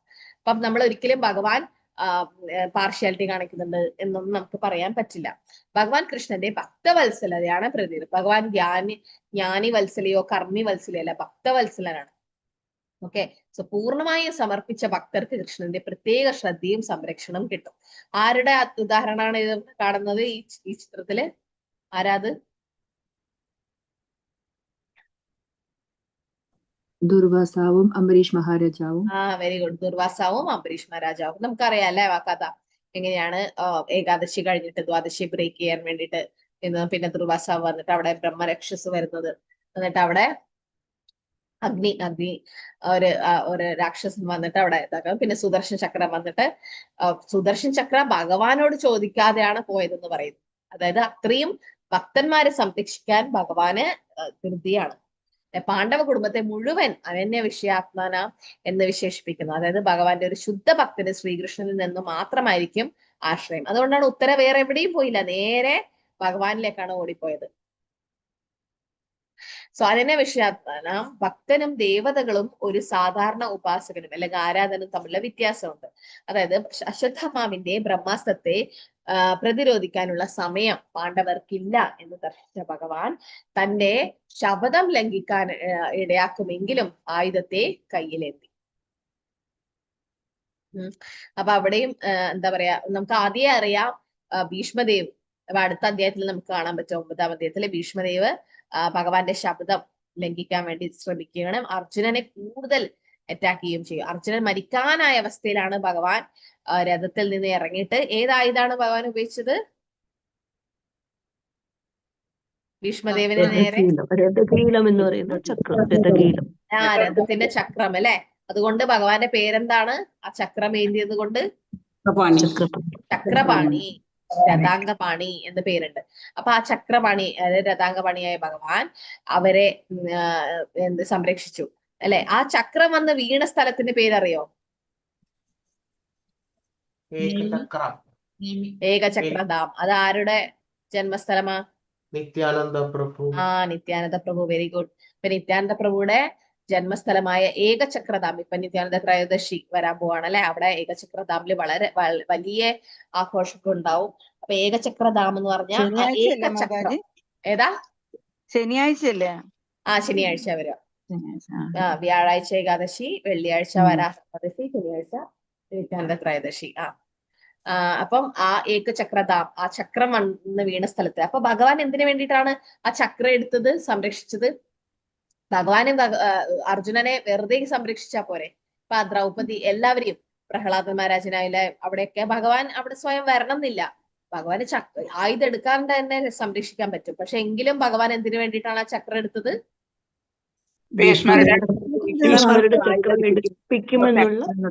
ഭീഷ്മദേവന് വേണ്ടിയിട്ട് അല്ലെ. ഭീഷ്മദേവ് പറഞ്ഞിരുന്നു അല്ലെ, ഭഗവാന്റെ ശപഥം ഞാൻ ഇല്ലാതാക്കുന്നു. അപ്പൊ ഭഗവാന്റെ ശപഥം എന്താ? ആയുധം ഞാൻ എടുക്കില്ല എന്നുള്ളത്. എന്റെ ആയുധം എടുത്തത് എന്തിനു വേണ്ടിയിട്ടാ? ഭീഷ്മദേവന് വേണ്ടിയിട്ട്. ഭീഷ്മദേവനും ശുദ്ധഭക്തനാണ്, ആ ഭക്തനെ സന്തോഷിപ്പിക്കാൻ വേണ്ടിയിട്ട്. അപ്പൊ ഭഗവാൻ അങ്ങനെയാണ്, ഭക്തര് ഭഗവാനെ സംരക്ഷിക്കാൻ ശ്രമിക്കും അല്ലെ, സന്തോഷിപ്പിക്കാൻ.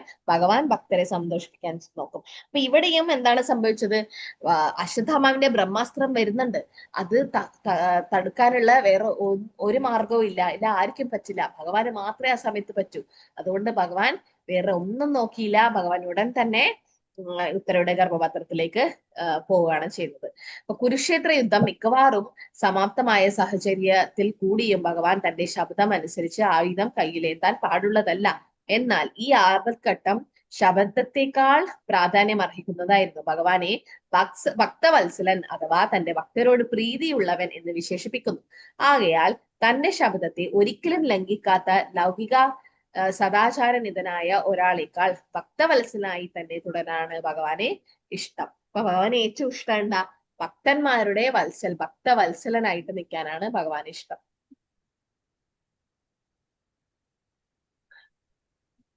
വ്യസനം വീക്ഷ്യ തത്തേഷം അനന്യ വിഷയാത്മനാം സുദർശനേന സ്വശ്രേണ സ്വനം രക്ഷം വ്യഹത് വിഭു.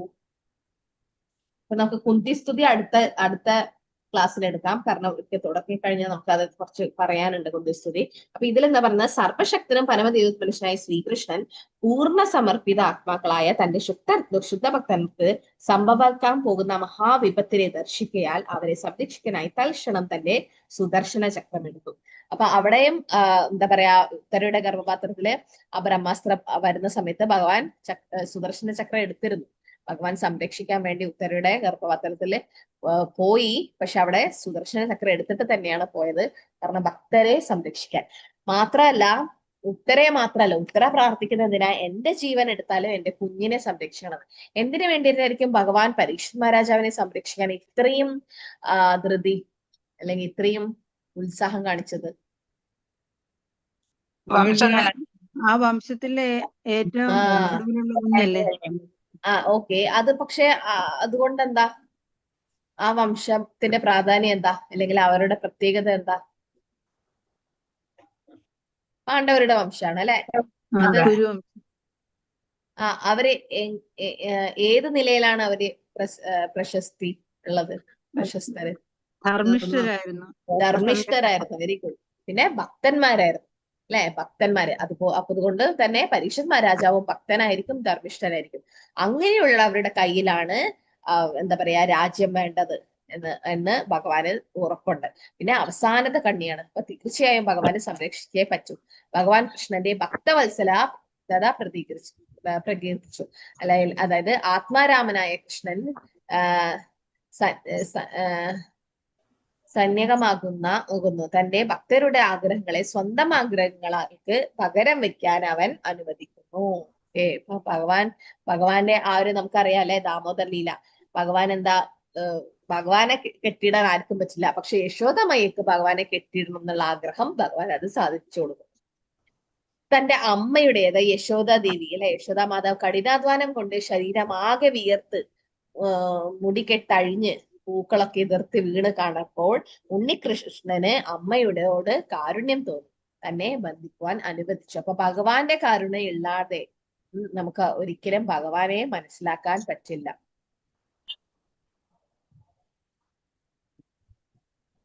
ഓക്കെ. അപ്പൊ ഭഗവാനെ മനസ്സിലാക്കണമെങ്കിൽ നമുക്ക് എന്ത് വേണം? ഭഗവാന്റെ കാരുണ്യം വേണം അല്ലെ? ഭഗവാന്റെ കാരുണ്യം ഇല്ലാണ്ട് നമുക്ക് സ്വയമേവ സ്ഫുരത്യത. ഇപ്പൊ 2 പേരില് കുറവുണ്ടായിരുന്നു അല്ലെ കെട്ടുമ്പോ. അത് എന്തൊക്കെയാണ്?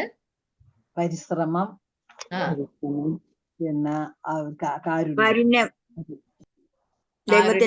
പിന്നെ ഭഗവാന്റെ കാരുണ്യം, പരിശ്രമം. അപ്പൊ നമുക്ക് 2 കാര്യങ്ങളാണ് വേണ്ടത്. ഒന്ന് ഭഗവാന്റെ കാരുണ്യം വേണം, പിന്നെ നമ്മുടെ പരിശ്രമവും വളരെ പ്രധാനപ്പെട്ടാണ്. ഭഗവാന്റെ കാരുണ്യം കിട്ടുമെന്ന് വെച്ചിട്ട് നമുക്ക് വെറുതെ ഇരിക്കാൻ പറ്റില്ല, നമ്മള് പരിശ്രമിക്കുക തന്നെ വേണം. നമ്മൾ അങ്ങനെ ചെയ്തു കഴിഞ്ഞാൽ എന്താവും? ഭഗവാന്റെ കാരുണ്യം നമുക്ക് കിട്ടും. ഓക്കെ. സോ അപ്പൊ ഇതിലെന്താ പറയുന്നത്? ഭഗവാന്റെ കാരുണ്യം ഉള്ളത് കൊണ്ട് മാത്രമാണ് ഭഗവാനെ കെട്ടിയിടാൻ യശോദമയ്യക്ക് പറ്റിയത്. അപ്പൊ ഭഗവാന്റെ കാരുണ്യം കിട്ടിയത് എന്തുകൊണ്ടാ? എന്ത് കണ്ടിട്ടാണ് ഭഗവാൻ അവിടെ നിന്നത്? എന്ത് കണ്ടിട്ടായിരിക്കണം നിന്നത് ഭഗവാൻ? യശോദമായ വളരെ ക്ഷീണിച്ച്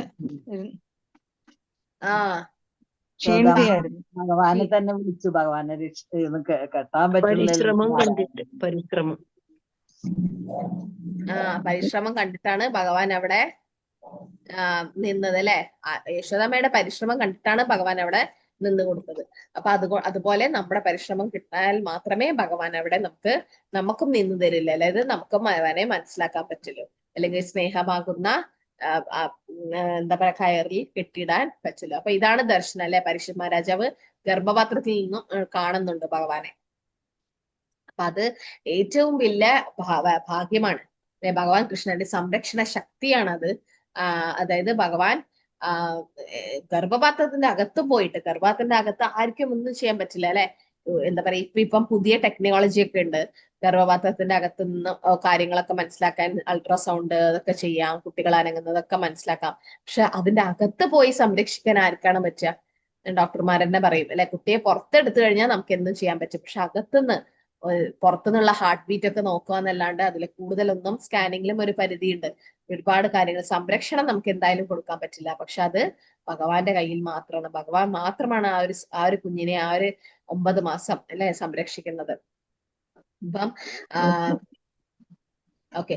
സോ ഇത്രയും എന്താ പറയാ പ്രശ്നങ്ങൾ ഉണ്ടായിട്ടും ഉത്തര വേറെ ആരെയും ആശ്രയിച്ചില്ല, ഭഗവാനെ മാത്രമാണ് ആശ്രയിച്ചത്. ഭഗവാനെ ആശ്രയിക്കുന്നതിൽ നമുക്ക് ഒരിക്കലും എന്താ പറയാ ഒരു കുറവും വരാൻ പാടില്ല. അതായത് നമ്മൾ വിചാരിക്കും ഇപ്പം ഒരാള് എന്താ പറയാ ഉപദേവതമാരെയൊക്കെ പൂജിക്കുന്നുണ്ട്. അപ്പൊ ഉപദേവതമാരെ പൂജിക്കുന്ന എന്തുകൊണ്ടാ? അവർക്ക് ഭഗവാൻ കൃഷ്ണനെല്ലാം തരാൻ പറ്റുമോ എന്നുള്ള ഒരു സംശയം. അല്ലെങ്കിൽ എങ്ങനെയാണ് ഉപദേവതമാരുടെ എന്താ പറയാ പ്രാർത്ഥന വിട്ടുകഴിഞ്ഞാൽ അവര് കോപിക്കോ? അല്ലെങ്കിൽ പണ്ടേ ചെയ്തു വരുന്നതാണ്. അപ്പം ഭഗവാൻ അങ്ങനെ ആ ഒരു എന്താ പറയാ, ചിലപ്പം ശിവരാത്രി കഴിഞ്ഞിട്ടായിരിക്കും ഏകാദശി വരിക. അപ്പൊ ശിവരാത്രി എടുക്കും, എന്നിട്ട് പിറ്റേ ദിവസം ബ്രേക്ക് ചെയ്തില്ലെങ്കിൽ അത് കണക്കാക്കില്ല. അല്ലെങ്കിൽ ഏകാദശി കഴിഞ്ഞിട്ട് ശിവരാത്രി അങ്ങനെ എന്തോണ് വരിക. അപ്പൊ ഏതാണ് നമുക്ക് ഫോളോ ചെയ്യാൻ പറ്റുക? രണ്ടടുത്തടുത്ത് വരുമ്പം ഒന്ന് ബ്രേക്ക് ചെയ്യാൻ പറ്റില്ല. ബ്രേക്കിംഗ് വളരെ പ്രധാനമല്ലേ, നമുക്ക് അംബരീഷ് മഹാരാജാന്റെ കഥയിൽ നിന്ന് അറിയാമല്ലേ. അപ്പൊ അതിൽ നമ്മൾ ഏതിനാണ് ഏകാദശി പ്രാധാന്യം എടുക്കണം. കൊടുക്കേണ്ടത്? ഏകാദശി ഏകാദശിക്ക് ഏകാദശി ആ കാരണം വൈഷ്ണവാനാം യഥാശംഭോ, ഭഗവാൻ ശിവദേവൻ പോലും ഭഗവാന്റെ ഭക്തനാണ് അല്ലെ. അപ്പൊ നമ്മൾ ഏകാദശി എടുത്താല് ശിവന് കോപം വരുമോ? ഇല്ല, ഇല്ല മഹാദേവന് മഹാരാജ്. സന്തോഷം തന്നെ ഉണ്ടാവുക. കാരണം എന്താ, നമ്മൾ അദ്ദേഹത്തെ നമുക്ക് ശിവ എന്താ പറയാ, ഇത് രുദ്രഗീതത്തിലൊക്കെ കേൾക്കാൻ പറ്റും. ഭഗവാനെ പ്രാർത്ഥിക്കുകയാണ് പരമശിവൻ ചെയ്യുന്നത്, രാമ രാമ രാമ എന്ന് ജപിക്കും ചെയ്യുന്നത്. അപ്പം അതുകൊണ്ട് ഒരിക്കലും നമ്മള് ഓക്കെ സോ അത് നമ്മളൊരു തെറ്റായിട്ട് നമുക്കത് തോന്നാൻ പാടില്ല. അപ്പൊ ഭഗവാൻ എല്ലാവരുടെ ഹൃദയത്തിലും പരമാത്മാവായിട്ടുണ്ട്. അപ്പൊ അതുകൊണ്ട് തന്നെ ഭഗവാൻ അറിയാം അല്ലെ, ഉത്തരയുടെ ഭ്രൂണത്തെ എങ്ങനെയാണ് സംരക്ഷിക്കേണ്ടതെന്ന് ഭഗവാൻ അറിയാം. ഭഗവാൻ അതുപോലെ തന്നെ പോയിട്ട് അവിടെ കാരണം ഒരു ഗർഭപാത്രത്തിൽ കയറണമെങ്കിൽ അത്രയും ചെറുതായാൽ മാത്രമേ കയറാൻ പറ്റുള്ളൂ. അങ്ങനെ ഭഗവാൻ ആ ഒരു എന്താ പറയാ തമ്പിന്റെ സൈസിൽ വന്നിട്ട് അല്ലെ കയറുന്നത്. യദ്യാപി അസ്ത്രം ബ്രഹ്മ ശിരസ് ത്വമോഘം ച പ്രതിക്രിയം വൈഷ്ണവാനാം തേജ അസത്യ സംസമ്യാത് ഭൃഗുദ്വഹ. അപ്പോ അശ്വത്ഥമാവിനാൽ ഉപയോഗിക്കപ്പെട്ട ബ്രഹ്മാസ്ത്രം പരിശോധിക്കുവാനോ പിൻവലിക്കാനോ അഥവാ നിയന്ത്രിക്കാനോ ആക്കാത്തതാണെന്നുമെങ്കിലും വിഷ്ണുവിന്റെ, അതായത് ഭഗവാൻ കൃഷ്ണന്റെ ശക്തിയെ അഭിമുഖീകരിച്ചപ്പോൾ അത് നിർവീര്യമാക്കപ്പെടുകയും പരാജയപ്പെടുകയും ചെയ്തു. അപ്പൊ ബ്രഹ്മാസ്ത്രത്തെ പിൻവലിക്കാൻ പറ്റില്ല. പിൻവലിക്കണമെങ്കിൽ അതിന്റെ മന്ത്രവും ഒക്കെ വേണം. അപ്പൊ അതൊന്നും അർജുനനും ആർക്കും അറിയില്ലായിരുന്നു. അപ്പൊ ബ്രഹ്മാസ്ത്രം വരുന്നത് പോലും അവരറിയുന്നുണ്ടായിരുന്നില്ല. കൃഷ്ണൻ അറിയായിരുന്നു. അപ്പൊ കൃഷ്ണൻ എന്താ ചെയ്തത്? ഭഗവാന്റെ ആ ശക്തി കൊണ്ട് അതിനെ അഭിമുഖീകരിക്കുകയും അതിനെ നിർവാര്യം ചെയ്തു, അല്ലെങ്കിൽ പരാജയപ്പെട്ടു. കാരണം ബ്രഹ്മാസ്ത്രത്തിന്റെ ഒരു പ്രത്യേകത എന്താ? ബ്രഹ്മാസ്ത്രം ആരാണ് ഉദ്ദേശിക്കുന്നത് അവരെ ആർക്ക് വേണ്ടിയിട്ടാണോ അത് വിടുന്നത് അവരെ തന്നെ അത് ടാർഗറ്റ് ചെയ്ത് അവരെ കൊന്നതിന് ശേഷമേ അത് തിരിച്ചു വരില്ലേ. അല്ലെങ്കിൽ ബ്രഹ്മാസ്ത്രം എന്താ പറയാ മന്ത്രങ്ങൾ ഉപയോഗിച്ചിട്ടാണ് അതിനെ ഉപയോഗിക്കുന്നത്. മന്ത്രങ്ങൾ ഉപയോഗിച്ച് മാത്രമാണ് അത് പിൻവലിക്കുന്നത്. അപ്പൊ ആ മന്ത്രം കറക്റ്റ് ആയിട്ട് അറിയണം. പക്ഷെ ഭഗവാൻ എല്ലാ മന്ത്രത്തിനേയും കാള് ഉയർന്നിട്ടാണ് അല്ലെ, മുകളിലാണ് അല്ലെ. അപ്പൊ ഭഗവാൻ ഒരിക്കലും എല്ലാം നിയന്ത്രിക്കാൻ ഭഗവാന് പറ്റും. അപ്പൊ ഭഗവാന് പറ്റാത്തതായിട്ടൊന്നുമില്ല. പക്ഷെ അത് ഭക്തന്മാർക്ക് മാത്രമേ മനസ്സിലാവുള്ളൂ. ബ്രഹ്മതേജോ വിനിർമുക്തൈർ ആത്മജൈസഹ കൃഷ്ണയാ പരിയാണഭിമുഖം കൃഷ്ണം ഇതം അഹാപ്രസതി. അപ്പൊ അങ്ങനെ അപ്രകാരം ബ്രഹ്മാസ്ത്ര തേജസ്സിൽ നിന്നും സംരക്ഷിക്കപ്പെട്ട ഭഗവാന്റെ പരിശുദ്ധ ഭക്തനായ കുന്തി ദേവിയും അവളുടെ 5 പുത്രന്മാരും ദ്രൗപദിയും ഭവനത്തിലേക്ക് പോകാൻ നിൽക്കുന്ന സമയത്ത് ഭഗവാനെ ഇപ്രകാരം അഭിസംബോധന ചെയ്തു. അപ്പൊ ഭഗവാൻ അവിടെ കയറിയിട്ട് ആ കുട്ടിയെ സംരക്ഷിക്കുകയാണ് ചെയ്തത്. ഇത് കൂടുതലായിട്ട് ഡീറ്റെയിൽ ആയിട്ട് നമ്മൾ അടുത്ത ഇതില് കാണും. പക്ഷെ ഇവിടെ ഇപ്പൊ എന്താ ചെയ്തത്? ഭഗവാൻ വന്നിട്ട് ആ കുട്ടിയെ അവിടെ ആ കുഞ്ഞിനെ സംരക്ഷിച്ചു. മാത്രമല്ല അതേ സമയത്ത് ഭഗവാൻ പോകാൻ ഒരുങ്ങുകയാണ് ചെയ്തത്.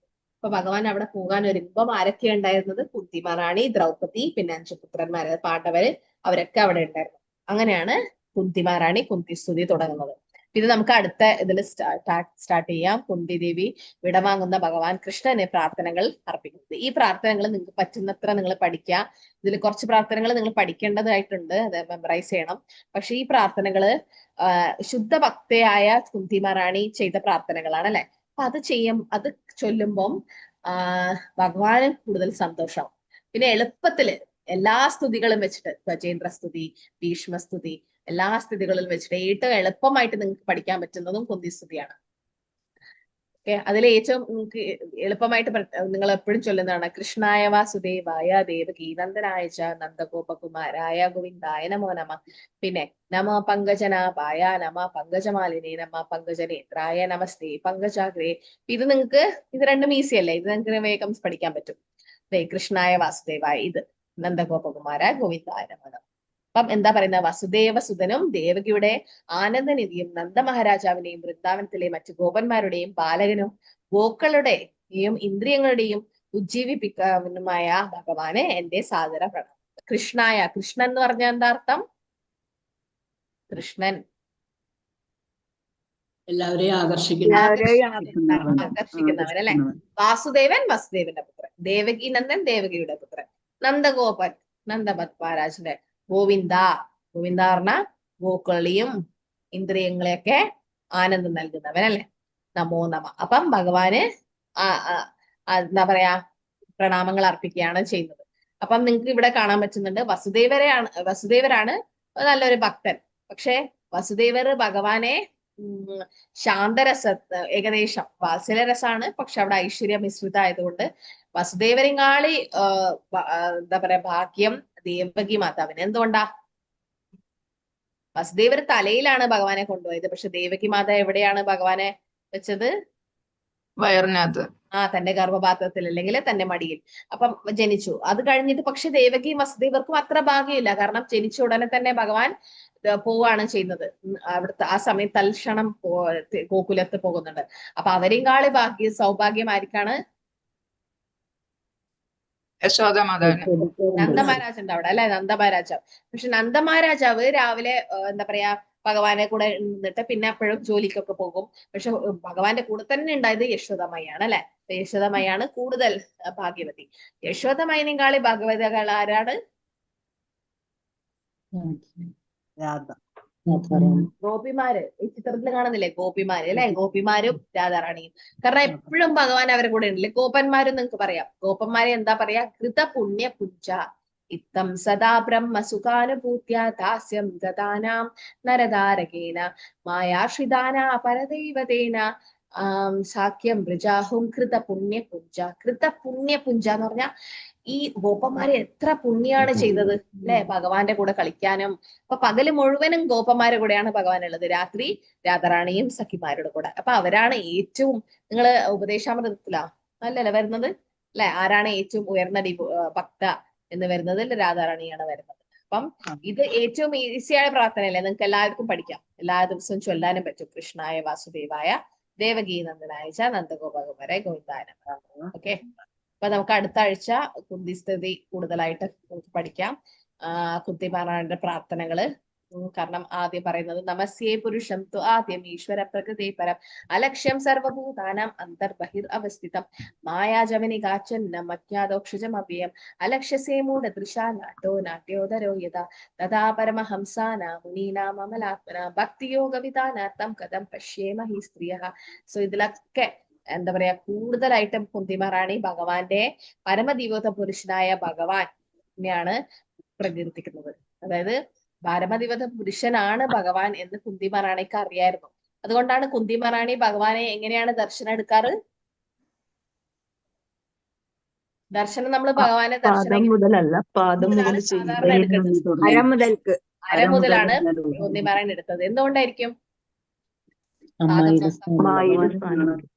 അമ്മായിയാണ്. അപ്പൊ ഭഗവാന് അതൊരു കുറച്ചിലായിട്ട് തോന്നണ്ട എന്ന് വിചാരിച്ചിട്ടാണ്, ഭഗവാന് വേണ്ടിയിട്ടാണ്. അല്ലെങ്കിൽ ഭഗവാൻ എന്താ പറയാ തന്നെ അമ്മായി ആയിട്ടും എന്റെ പാദം നോക്കുന്നു അങ്ങനെ തോന്നാണ്ടിരിക്കാൻ വേണ്ടിയിട്ടാണ് കുന്തിമഹാറാണി അങ്ങനെ ഒരു ദർശനം എടുത്തത്. കുന്തിമഹാറാണിനെ അറിയാം അല്ലെ, നീ ഭഗവാൻ കൃഷ്ണനാണ് മായയുടെ യവനികയാൽ മറക്കപ്പെട്ടിരിക്കുന്നത്. ഭഗവാനല്ല, നമ്മുടെ ഇന്ദ്രിയങ്ങളാണ് മറക്കപ്പെട്ടിരിക്കുന്നത്. അപ്പൊ അത് പറയുന്നു. പിന്നെ ഞാൻ വേറെ ഒരു സ്ത്രീയാണ്, എനിക്ക് പോലും ഒരു സ്ത്രീക്ക് എങ്ങനെയാണ് പരമഹംസ ആൾക്കാർക്ക് വരെ ശുദ്ധഭക്തന്മാർക്ക് ചിലപ്പോൾ നിന്നെ മനസ്സിലാവുന്നില്ല, പക്ഷെ എങ്ങനെയാണ് സ്ത്രീയായി എനിക്ക് മനസ്സിലാവാന്നുള്ളത് അങ്ങനെ പറയാണ്. അപ്പൊ അത് അടുത്ത ക്ലാസ്സിൽ നമുക്ക് നോക്കാം കുന്തിസ്തുതി. അപ്പം ഇതിൽ ഏതൊക്കെ ശ്ലോകമാണ് പഠിക്കേണ്ടത് അറിയോ ഗീതാ മാതാജി? ഏതൊക്കെ ശ്ലോകങ്ങളാണ്? അറിയില്ല മാതാജി. ആർക്കറിയാം? ശ്ലോകങ്ങൾ അറിയോ പഠിക്കേണ്ടത്? ആരാണ് സാധാരണ ഇടാറ്? 9 പഠിക്കണം. ഗിരിജ മാതാജി. വിരജ മാതാജിനോട് ഒന്ന് ചോദിക്കണേ ഗീതാ മാതാജി. കാരണം എന്നാലേ നിങ്ങൾക്ക് ഇപ്പോഴേ പഠിക്കാൻ പറ്റും. കുന്തിസ്തുതിയിൽ നിങ്ങൾക്ക് പഠിക്കേണ്ടതുണ്ട്. നമോ കിഞ്ചന വിത്തായ ഗുണ നമ, പിന്നെ ജന്മൈശ്വര്യ ശുദ്ധശ്രീ കിച്ചന ഗോചര, കുറെ ശ്ലോകങ്ങളുണ്ട് ഇതിൽ പഠിക്കാനുണ്ട്. പക്ഷെ ഏതാണെന്ന് എനിക്ക് കറക്റ്റ് ഓർമ്മയില്ല. നമ്മള് കുന്തിസ്തുതി മാക്സിമം പഠിക്കാനാണ് എല്ലാവരോടും പറയാറ്. പക്ഷെ നിങ്ങൾ അങ്ങനെ ചെയ്യണ്ട, നിങ്ങൾക്ക് അത് കൂടുതൽ ബുദ്ധിമുട്ടായി തോന്നണ്ട. പറ്റുന്നവര് എല്ലാം പഠിക്കുക, പക്ഷെ പറ്റാത്തവർക്ക് പ്രധാനപ്പെട്ട ശ്ലോകങ്ങളുണ്ട് ഇതില്. നീന്തൊക്കെ ഉത്തരയുടെ ഇപ്പത്താശത്ത് തച്ച് ഉത്തരയുടേത് ഇതിലല്ല 9-ാം അധ്യായത്തിലാ വരുക. അതിന്റെ പ്രാർത്ഥന കറക്റ്റ്. ബാക്കി ബാക്കി മഹായോഗി അത് ആ 9-ാം ഇത് 10-ല് അത് ഇതിലുണ്ടല്ലേ. ഉണ്ട്, ഇതിനകത്തുണ്ട് 9-ാമത്തെ ശ്ലോകം. ആ 9-ാമത്തെ ശ്ലോകം. ആ ഓ അത് എടുത്തില്ല ഞാൻ. അതിനകത്ത് പറഞ്ഞില്ലായിരുന്നു. ഓ ഇന്ന് ഞാൻ അത് വിട്ടുപോയി. അതെടുക്കാം, കാരണം അത് പ്രധാനപ്പെട്ട ശ്ലോകമാണ്. പക്ഷെ അത് പഠിക്കാനില്ല. പാഹി പാഹി അത് ഈ സ്ലൈഡിൽ ഇല്ലായിരുന്നു. അത് ഞാൻ പിന്നെ അത് വിട്ട്. അത് പ്രധാനപ്പെട്ട ശ്ലോകമാണ് കേട്ടാ. പക്ഷെ അത് മെമ്മറൈസ് ചെയ്യാനില്ലാന്ന് തോന്നുന്നു. പാഹി പാഹി മഹായോഗിൻ നമുക്ക് ഇതിലെ പഠിക്കാം. പാഹി പാഹി മഹായോഗിൻ ദേവദേവ ജഗത്പതേ നാന്യത്തത് അഭയം പശ്യേത്ര മൃത്യു പരസ്പരം. പാഹി പാഹി മഹായോഗിൻ ദേവദേവ ജഗത്പതേ. അപ്പൊ ഭഗവാൻ എന്താ? പാഹി പാഹി മഹായോഗിൻ ദേവദേവ ജഗത്പതേ, ഭഗവാനാണ് എല്ലാം. പിന്നെ നാന്യത്തത് അഭയം പശ്യോ, കൃഷ്ണ എനിക്ക് വേറെ ആരും അഭയമില്ല. എത്ര മൃത്യു പരസ്പരം, ഈ മൃത്യുവിൽ എന്താ പറയാ മറികടക്കാൻ വേണ്ടി വേറെ ആരില്ല. അപ്പൊ നിങ്ങൾക്ക് എല്ലാവർക്കും ഈ ശ്ലോകം ചൊല്ലാം. അത് സ്ത്രീകളാണ് ചൊല്ലേണ്ടെന്ന് സാധാരണ പറയാറ്. പക്ഷെ അത് അങ്ങനെയല്ല, എല്ലാവർക്കും ചൊല്ലാൻ പറ്റുന്നതാണ്. ഒന്നുമില്ല, മൃത്യുവിൽ നിന്നും സംരക്ഷിക്കണം, അല്ലെ നമ്മളെ സംരക്ഷിക്കണം എന്ന് പറയാണ് ഭഗവാൻ ചെയ്യുന്നത്. അപ്പൊ എല്ലാവരും ഈ ശ്ലോകം ഏറ്റുചൊല്ല. ഓം നമോ ഭഗവതേ വാസുദേവായ. ഓം നമോ ഭഗവതേ വാസുദേവായ. ഉവാച ഉത്തരവാച പാഹി പാഹി മഹായോഗിൻ മഹായോഗിൻ ദേവദേവ ജഗത്പതേ നാന്യത്തത് അഭയം പശ്യേ എത്ര മൃത്യു പരസ്പരം. അപ്പൊ ഉത്തര പറഞ്ഞു, ഹേ ഭഗവാൻ നാഥ, പ്രപഞ്ചത്തിന്റെ നാഥ, മഹായോഗി അല്ലെ, അങ്ങ് ഏറ്റവും മഹാനായ നിഗൂഢ ശാസ്ത്രജ്ഞനാണ്. ദയവായി എന്നെ സംരക്ഷിക്കൂ. നാന്യത്തത് അഭയം പശ്യേത് എത്ര മൃത്യു പരസ്പരം, എന്നെ സംരക്ഷിക്കും. കാരണം ഈ ലോകത്ത് മരണത്തിന്റെ ദ്വന്ദ്വത്തിൽ നിന്ന്, ഈ ലോകത്ത് മരണത്തിന്റെ പിടിയിൽ നിന്ന് എന്നെ സംരക്ഷിക്കാൻ മറ്റാരുമില്ല. അപ്പൊ മരണം, കാരണം യമരാജന് പോലും പേടി ആര്യ ഭഗവാനെയാണ് അല്ലെ. യമരാജന് വരെ പേടി. അത് ഇങ്ങനെ നിങ്ങൾക്ക് അത് മനസ്സിലായേ? യമരാജന് വരെ ഭഗവാനെ പേടിയാന്ന് എങ്ങനെയാ മനസ്സിലായത്? ആർക്കെങ്കിലും പറയാൻ പറ്റുമോ? അജാമിളിന്റെ ലീല അല്ലെ. അപ്പൊ അജാമിളിന്റെ ലീലയിൽ എന്താ സംഭവിച്ചത്? യമദൂതന്മാര് ഓടിപ്പോകും യമരാജനോട് അല്ലെ. അങ്ങ് പറഞ്ഞിട്ടാണ് നമ്മുടെ അജാമിളിനെ പിടികൂടിയത്. പക്ഷെ അവിടെ വിഷ്ണുദൂതന്മാര് വന്ന്, ഇവരാരാണ് നമ്മളെ തടയാൻ വേണ്ടിയിട്ട്? നമ്മൾ വിചാരിച്ചു അങ്ങാണ് ഏറ്റവും വലിയ അതോറിറ്റി, അല്ലെങ്കിൽ ഏറ്റവും വലിയ ആളെന്ന്. അങ്ങയുടെ മുകളിൽ ആരെങ്കിലും ഉണ്ടോ, അല്ലെങ്കിൽ അങ്ങും വേറെ ആരോ പറയുന്നത് പോലെ കേൾക്കുക, അതാരാണ്? അങ്ങനെയാണ് ഭഗവാനെ കുറിച്ചിട്ട് യമരാജൻ പറയുന്നത്. ഞാനും അദ്ദേഹത്തിന്റെ ഭക്തനാണ്, അല്ലെങ്കിൽ സേവകനാണെന്നുള്ളത്. അപ്പൊ അതില് പറയുന്നുണ്ട് ഭഗവാനാണ് ഏറ്റവും ഉയർന്ന അസമ്മൂർത്ത ഭക്ത പരതരം നാന്യത് കിഞ്ചിത സിതരജ. അസമ്മൂർത്ത അല്ലെ, ഭഗവാന് ഉയർന്നിട്ടായിട്ട് വേറെ ആരില്ല. അപ്പം ആ യമരാജനെ പോലും യമരാജൻ പോലും പെടുന്ന ഭഗവാനാണ്. യമരാജൻ തന്നെ യമദൂതന്മാരോട് പറയുന്നുണ്ട്, ആർക്കാണോ കണ്ടിമാലയുള്ളത്, ആരാണ് ഭഗവാന്റെ നാമം നിരന്തരം ജപിക്കുന്നത്, ആരാണോ ഭഗവത്ഗീത ഭാഗവതമൊക്കെ കേൾക്കുന്നത് പഠിക്കുന്നത്, അവരുടെ അടുത്തൊന്നും യമദൂതന്മാരെ പോകാൻ പാടില്ല. ആരാണ് പോവാ അവരുടെ അടുത്ത്? വിഷ്ണുദൂതന്മാരാണ് അവരുടെ അടുത്ത് പോവുക. ആ യമദൂതന്മാർ അവരുടെ അടുത്ത് പോകില്ല. അതുകൊണ്ട് നിങ്ങൾ ഉറങ്ങുന്ന സമയത്തും നിങ്ങൾക്ക് ചിലപ്പം കോളേജിൽ അല്ലെങ്കിൽ എവിടെയെങ്കിലും നിങ്ങൾ ജോലി സ്ഥലത്തൊക്കെ പോകുമ്പോൾ നമുക്ക് തിലകം അങ്ങനെ തൊടാൻ പറ്റണമെന്നില്ല. പക്ഷെ വെള്ളത്തിൽ തൊടാമെന്നാണ് ഗുരു മഹാരാജ് പറഞ്ഞത്. പക്ഷെ വീട്ടിലെന്താ നിങ്ങൾക്ക് പ്രശ്നം? വീട്ടിലെല്ലാവരും ഉറങ്ങിക്കഴിഞ്ഞാൽ എണീക്കുന്നത് മുമ്പും നിങ്ങൾ നാമം ജപിക്കൊക്കെ നിങ്ങൾ തിലകം തൊടുക. തിലകം തൊട്ടിട്ട് ആണ് കിടക്കേണ്ടതെന്നാണ് പറയുന്നത്. നിങ്ങൾക്ക് 13 സ്ഥലത്ത് 12 സ്ഥലത്തും ശരീരത്തിൽ തൊടാൻ പറ്റുന്നില്ലെങ്കിൽ അറ്റ്ലീസ്റ്റ് കഴുത്തിനും നെറ്റിക്കും അവിടെ തൊടണം. തിലകം ഉണ്ടാവുന്നതും വളരെ പ്രധാനപ്പെട്ടതാണ്. കണ്ടിമാല കുറച്ച് പേരൊക്കെ എന്തായാലും ദീക്ഷ എടുത്തവരൊക്കെ എന്തായാലും ഇടുന്നുണ്ട്. ബാക്കി എല്ലാവരും ഒരു ചുറ്റെങ്കിലും, കാരണം നിങ്ങളൊക്കെ ഫോളോ ചെയ്യുന്നുണ്ടല്ലോ. എന്താ പറയാ, ഉള്ളി വെളുത്തുള്ളി ഇല്ല, ചായ കാപ്പി ഇല്ല, വീട്ടിൽ ചിലപ്പോൾ പ്രശ്നം ഉണ്ടെങ്കിൽ, പക്ഷെ നിങ്ങൾ ഫോളോ ചെയ്യുന്നുണ്ടെങ്കിൽ എല്ലാം ഫോളോ ചെയ്തേ കണ്ടിമാല ഒരു ചുറ്റെങ്കിലും നിങ്ങൾക്ക് ഇടാം. അത് തുളസിയാണ്, പക്ഷെ ഇട്ട് കഴിഞ്ഞാൽ ഇത് ഊരാൻ പറ്റില്ല. അതുകൊണ്ട് എല്ലാം ഓക്കെ ആണെങ്കിൽ നിങ്ങൾക്ക് അത് ഇടുന്നതിൽ കുഴപ്പമില്ല. എല്ലാം ഫോളോ ചെയ്യുന്നുണ്ടല്ലോ, 16 മാല ജപിക്കുന്നുണ്ട്. പക്ഷെ 3 ചുറ്റ് നിങ്ങൾ ദീക്ഷ എടുത്തതിന് ശേഷം മാത്രമാണ് 3 ചുറ്റ് എടുക്കുന്നത്. അതെന്തുകൊണ്ടാ 3 എണ്ണം? കണ്ടിമാല 2 ഇട്ടാ പോരെ? അറിയാം ആർക്കെങ്കിലും? ദീക്ഷ എടുത്ത എല്ലാവരും ഉണ്ടല്ലോ ഇവിടെ. ഒന്ന് ഗുരുവിന് വേണ്ടിയിട്ട്. ഗുരുവിന്റെ ഭഗവാന് രാധാറാണിയാണോ അത്? മൂന്ന് ചുറ്റ് എന്തിനാണ് ഉദ്ദേശിക്കുന്നത്? മനസ്സ്, വാക്ക്, ശരീരം. ഓക്കെ, വാക്കും ശരീരം കൊണ്ട് നമ്മൾ ഭഗവാനിൽ സമർപ്പിച്ചാലും ഗുരുവില് മാതാജി പറഞ്ഞില്ല, ഗുരുവിലെ തന്നെയാണ് സമർപ്പണം.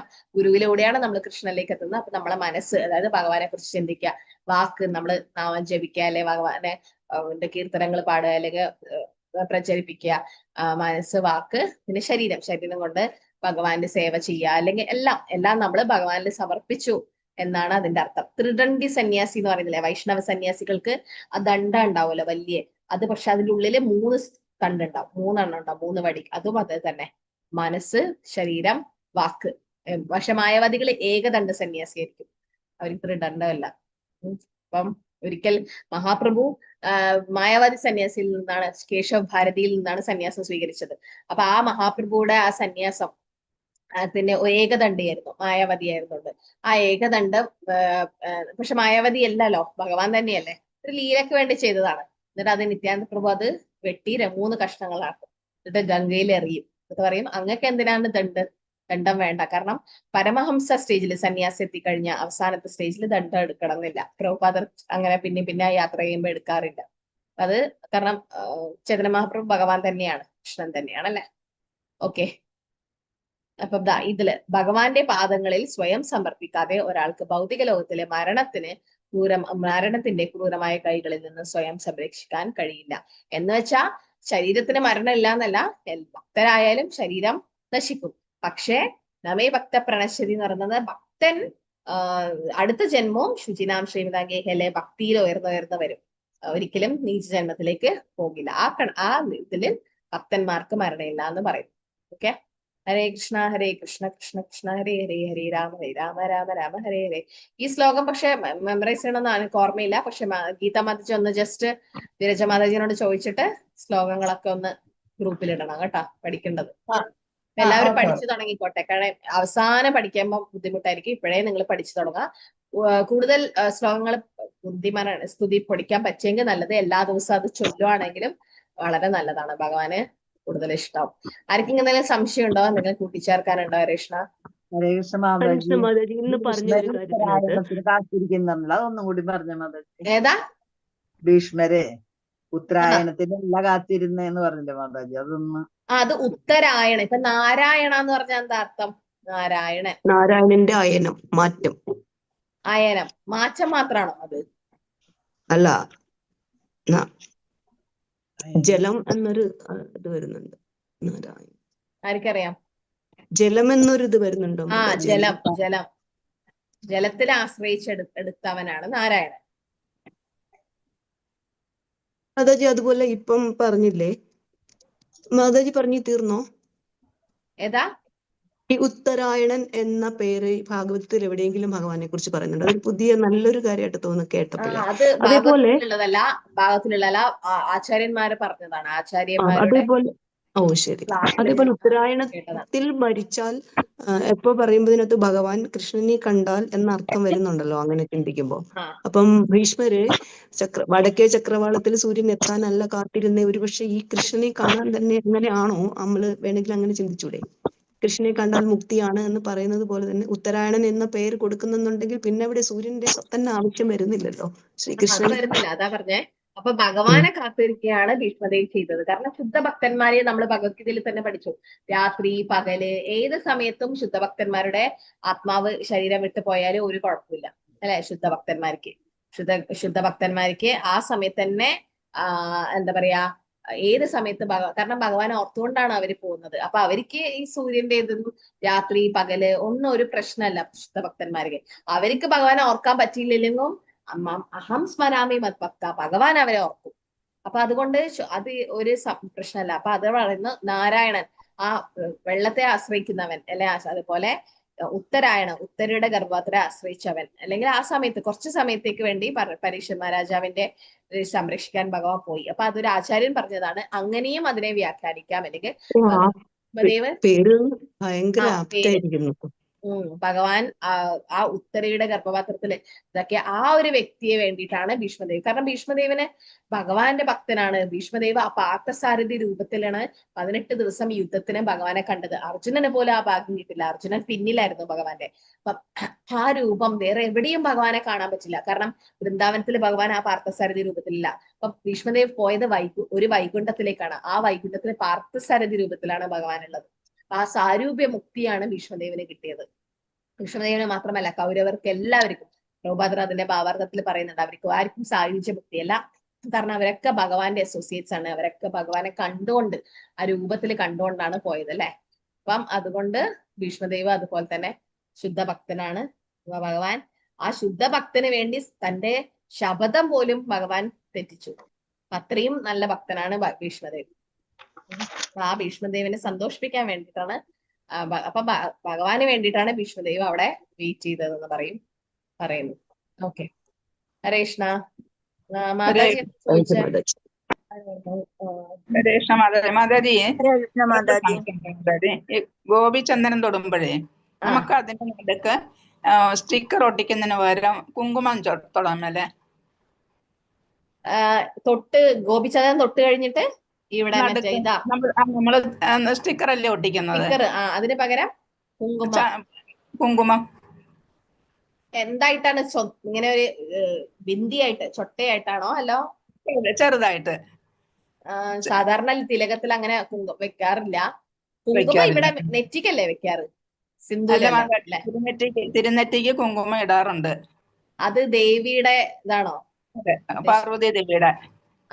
പക്ഷെ വൈഷ്ണവ തിലകത്തിൽ അങ്ങനെ ഇടാറില്ല. സാധാരണ ഞാൻ കാണാറില്ല. പക്ഷെ അങ്ങനെ ഇടാറില്ല. കാരണം വൈഷ്ണവ തിലകം എന്ന് ഉദ്ദേശിക്കുന്നത് തന്നെ ഭഗവാന്റെ പാദം, പിന്നെ അവിടെ തുളസി, അല്ലെങ്കിൽ രാധാറാണി കൃഷ്ണ അവിടെ ഒരുമിക്കുന്നത് തുളസിയില്. അപ്പൊ അതിന്റെ ഇടയില് ഒരു രസാഭാസാഭാസാവും. അതുകൊണ്ട് തിലകമുള്ള സമയത്ത് അങ്ങനെ നമ്മള് സിന്ദൂരം, കല്യാണം കഴിച്ച സ്ത്രീകൾക്ക് സിന്ദൂരം, പിന്നെ അവിടെ സ്റ്റിക്കറായിട്ട് വെക്കുന്നത്. അതിന് പകരം കുങ്കുമം, ഞാനതാ പറഞ്ഞത്, അവിടെ ഇങ്ങനെ നിങ്ങൾ ബിന്ദി ആയിട്ടാണ് അല്ലെങ്കിൽ ചൊട്ടയായിട്ടാണ് ഉപയോഗിക്കണമെങ്കിൽ ഓക്കെ. പക്ഷെ അതിന് സ്റ്റിക്കറിന്റെ മേലെ അങ്ങനെ തുടർന്നത് ആ വൈഷ്ണവ തിലകത്തിനോടെ ഒരു ഒഫൻസ് ആവണ്ട. എല്ലാത്ത സമയം നിങ്ങൾക്ക് വേണമെങ്കിൽ തൊടാം. പക്ഷെ ഇങ്ങനെ തിലകം തൊടാത്ത സമയത്തോ, ഇപ്പൊ ചില ആൾക്കാർ പുറത്തു പോകുമ്പോൾ ഒരുപാട് ഓഫീസിലും കാര്യങ്ങളിലൊന്നും തിലകം വെക്കാൻ വിടില്ല, അല്ലെങ്കിൽ വേറെ മതത്തിന്റെ ആൾക്കാരാണ് അപ്പൊ അവര് തിലകം വെക്കാൻ വിടാറില്ല. കണ്ടിമല നമുക്ക് എങ്ങനെയെങ്കിലും കവർ ചെയ്യാം, പക്ഷെ തിലകം വെക്കാം. അപ്പൊ ആ സമയത്ത് അവർ അങ്ങനെയൊക്കെ വെച്ചിട്ട് പോവാറുണ്ട്, കുറച്ചെങ്കിലും, അല്ലെങ്കിൽ കുറച്ച് തുളസീന്റെ ഭാഗം മാത്രം. കേരളത്തിലെ എസ്പെഷ്യലി അവരൊക്കെ പറയും അത് മൂക്കിലാണോ ചന്ദനം തൊടുന്നത് എന്നൊക്കെ അവർക്ക് അറിയുന്നില്ല. അപ്പം തിലകം ഉണ്ടാവുമ്പം അത് ഒഴിവാക്കുന്നതാണ് നല്ലത്. മാതാജി ശരി. ഹരേ കൃഷ്ണ മാതാജി. ഹരേ കൃഷ്ണ. ഭീഷ്മർക്ക് സാരൂപ്യമുക്തിയാന്ന് പറഞ്ഞല്ലോ, അപ്പൊ ധൃതരാഷ്ട്രക്ക് എന്ത് മുക്തിയായിരുന്നു മാതാജി?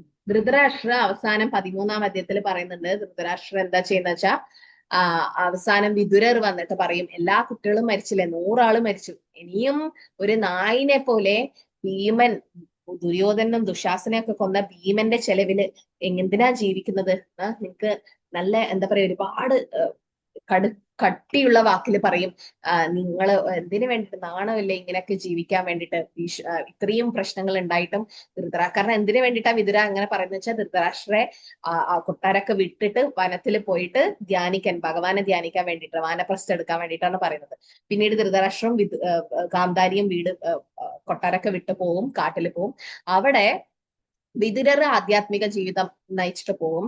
പക്ഷെ ധൃതരാഷ്ട്ര അവിടെ പറയുന്നത് ധ്യാനം ചെയ്ത് അഷ്ടാംഗ യോഗ ചെയ്യുകയും അവിടുന്ന് സ്വയം ശരീരത്തിൽ നിന്ന് ഒരു തീ വന്ന്, അഗ്നി വന്ന്, ആ അഗ്നിയിൽ ധൃതരാഷ്ട്ര ശരീരം കത്തിയാണ് ചെയ്യുന്നത്.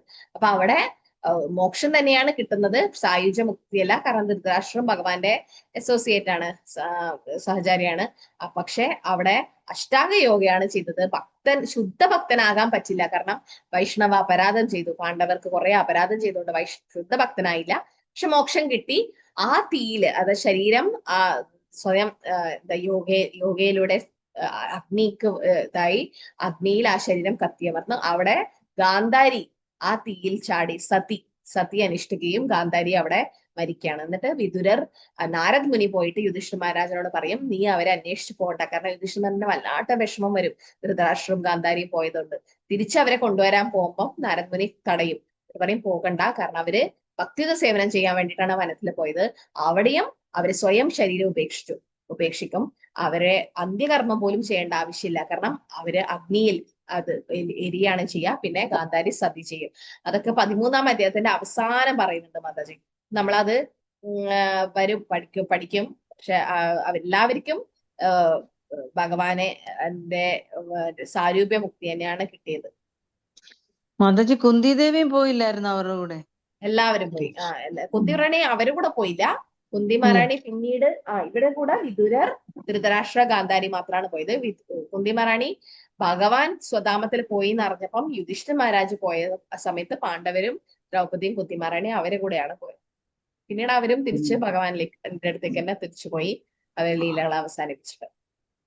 ഓക്കെ, ഹരേ കൃഷ്ണ. അപ്പൊ നമുക്ക് ഇന്ന് ഇവിടെ നിർത്താം. അടുത്ത ആഴ്ച കുന്തിസ്തുതി നമുക്ക് തുടങ്ങാം. അതിനു മുമ്പ് ഏതൊക്കെ ശ്ലോകങ്ങളാണ് പഠിക്കേണ്ടത് എന്നുള്ളത് നിങ്ങൾ എല്ലാവരും പഠിക്കുക. ഇപ്പോഴേ പഠിക്കാൻ ശ്രമിക്കുക കേട്ടോ. ഹരേ കൃഷ്ണ. വാഞ്ചാകൽപതരൂപശ്ച കൃപാസിന്ധുഭ്യശ്ച പതിതാനാം പാവനേവ വൈഷ്ണവീഭ്യോ നമഃ വൈഷ്ണവതിക്ക് ജയ് ശ്രീല പ്രഭുപാദ് ജയ് ഗ്രന്ഥരാജ് ശ്രീമദ് ഭാഗവതർക്ക് ജയ്. നാളെ ഏകാദശിയാണ്. എല്ലാവരും കൂടുതൽ നാമം ജപിക്കുക, മംഗളാരതി അറ്റൻഡ് ചെയ്യുക, കൂടുതൽ ഭാഗവതം ഭഗവത്ഗീത ഒക്കെ വായിക്കുക. ഇതിന്റെയൊക്കെ ഭാവാർത്ഥം നിങ്ങൾ വായിക്കണം. ഇതിൽ സമയമില്ലാത്തതുകൊണ്ടാണ് ഞാൻ വായിക്കാത്തത്. ഭാവാർത്ഥം എല്ലാവരും വായിക്കുക. അടുത്ത ക്ലാസ്സിൽ കുന്തിസ്തുതി വായിച്ചിട്ട് വരിക കേട്ടോ. 18-ാമത്തെ ശ്ലോകം മുതൽ ഒരു 30-35 ശ്ലോകം വരെ വായിച്ചിട്ട് വരണം ഭാവാർത്ഥം. ഓക്കെ, ഹരേ കൃഷ്ണ. ഹരേ കൃഷ്ണ. ഹരി ഓം മാതാജി. ഹരേ കൃഷ്ണ. ഹരി ഓം.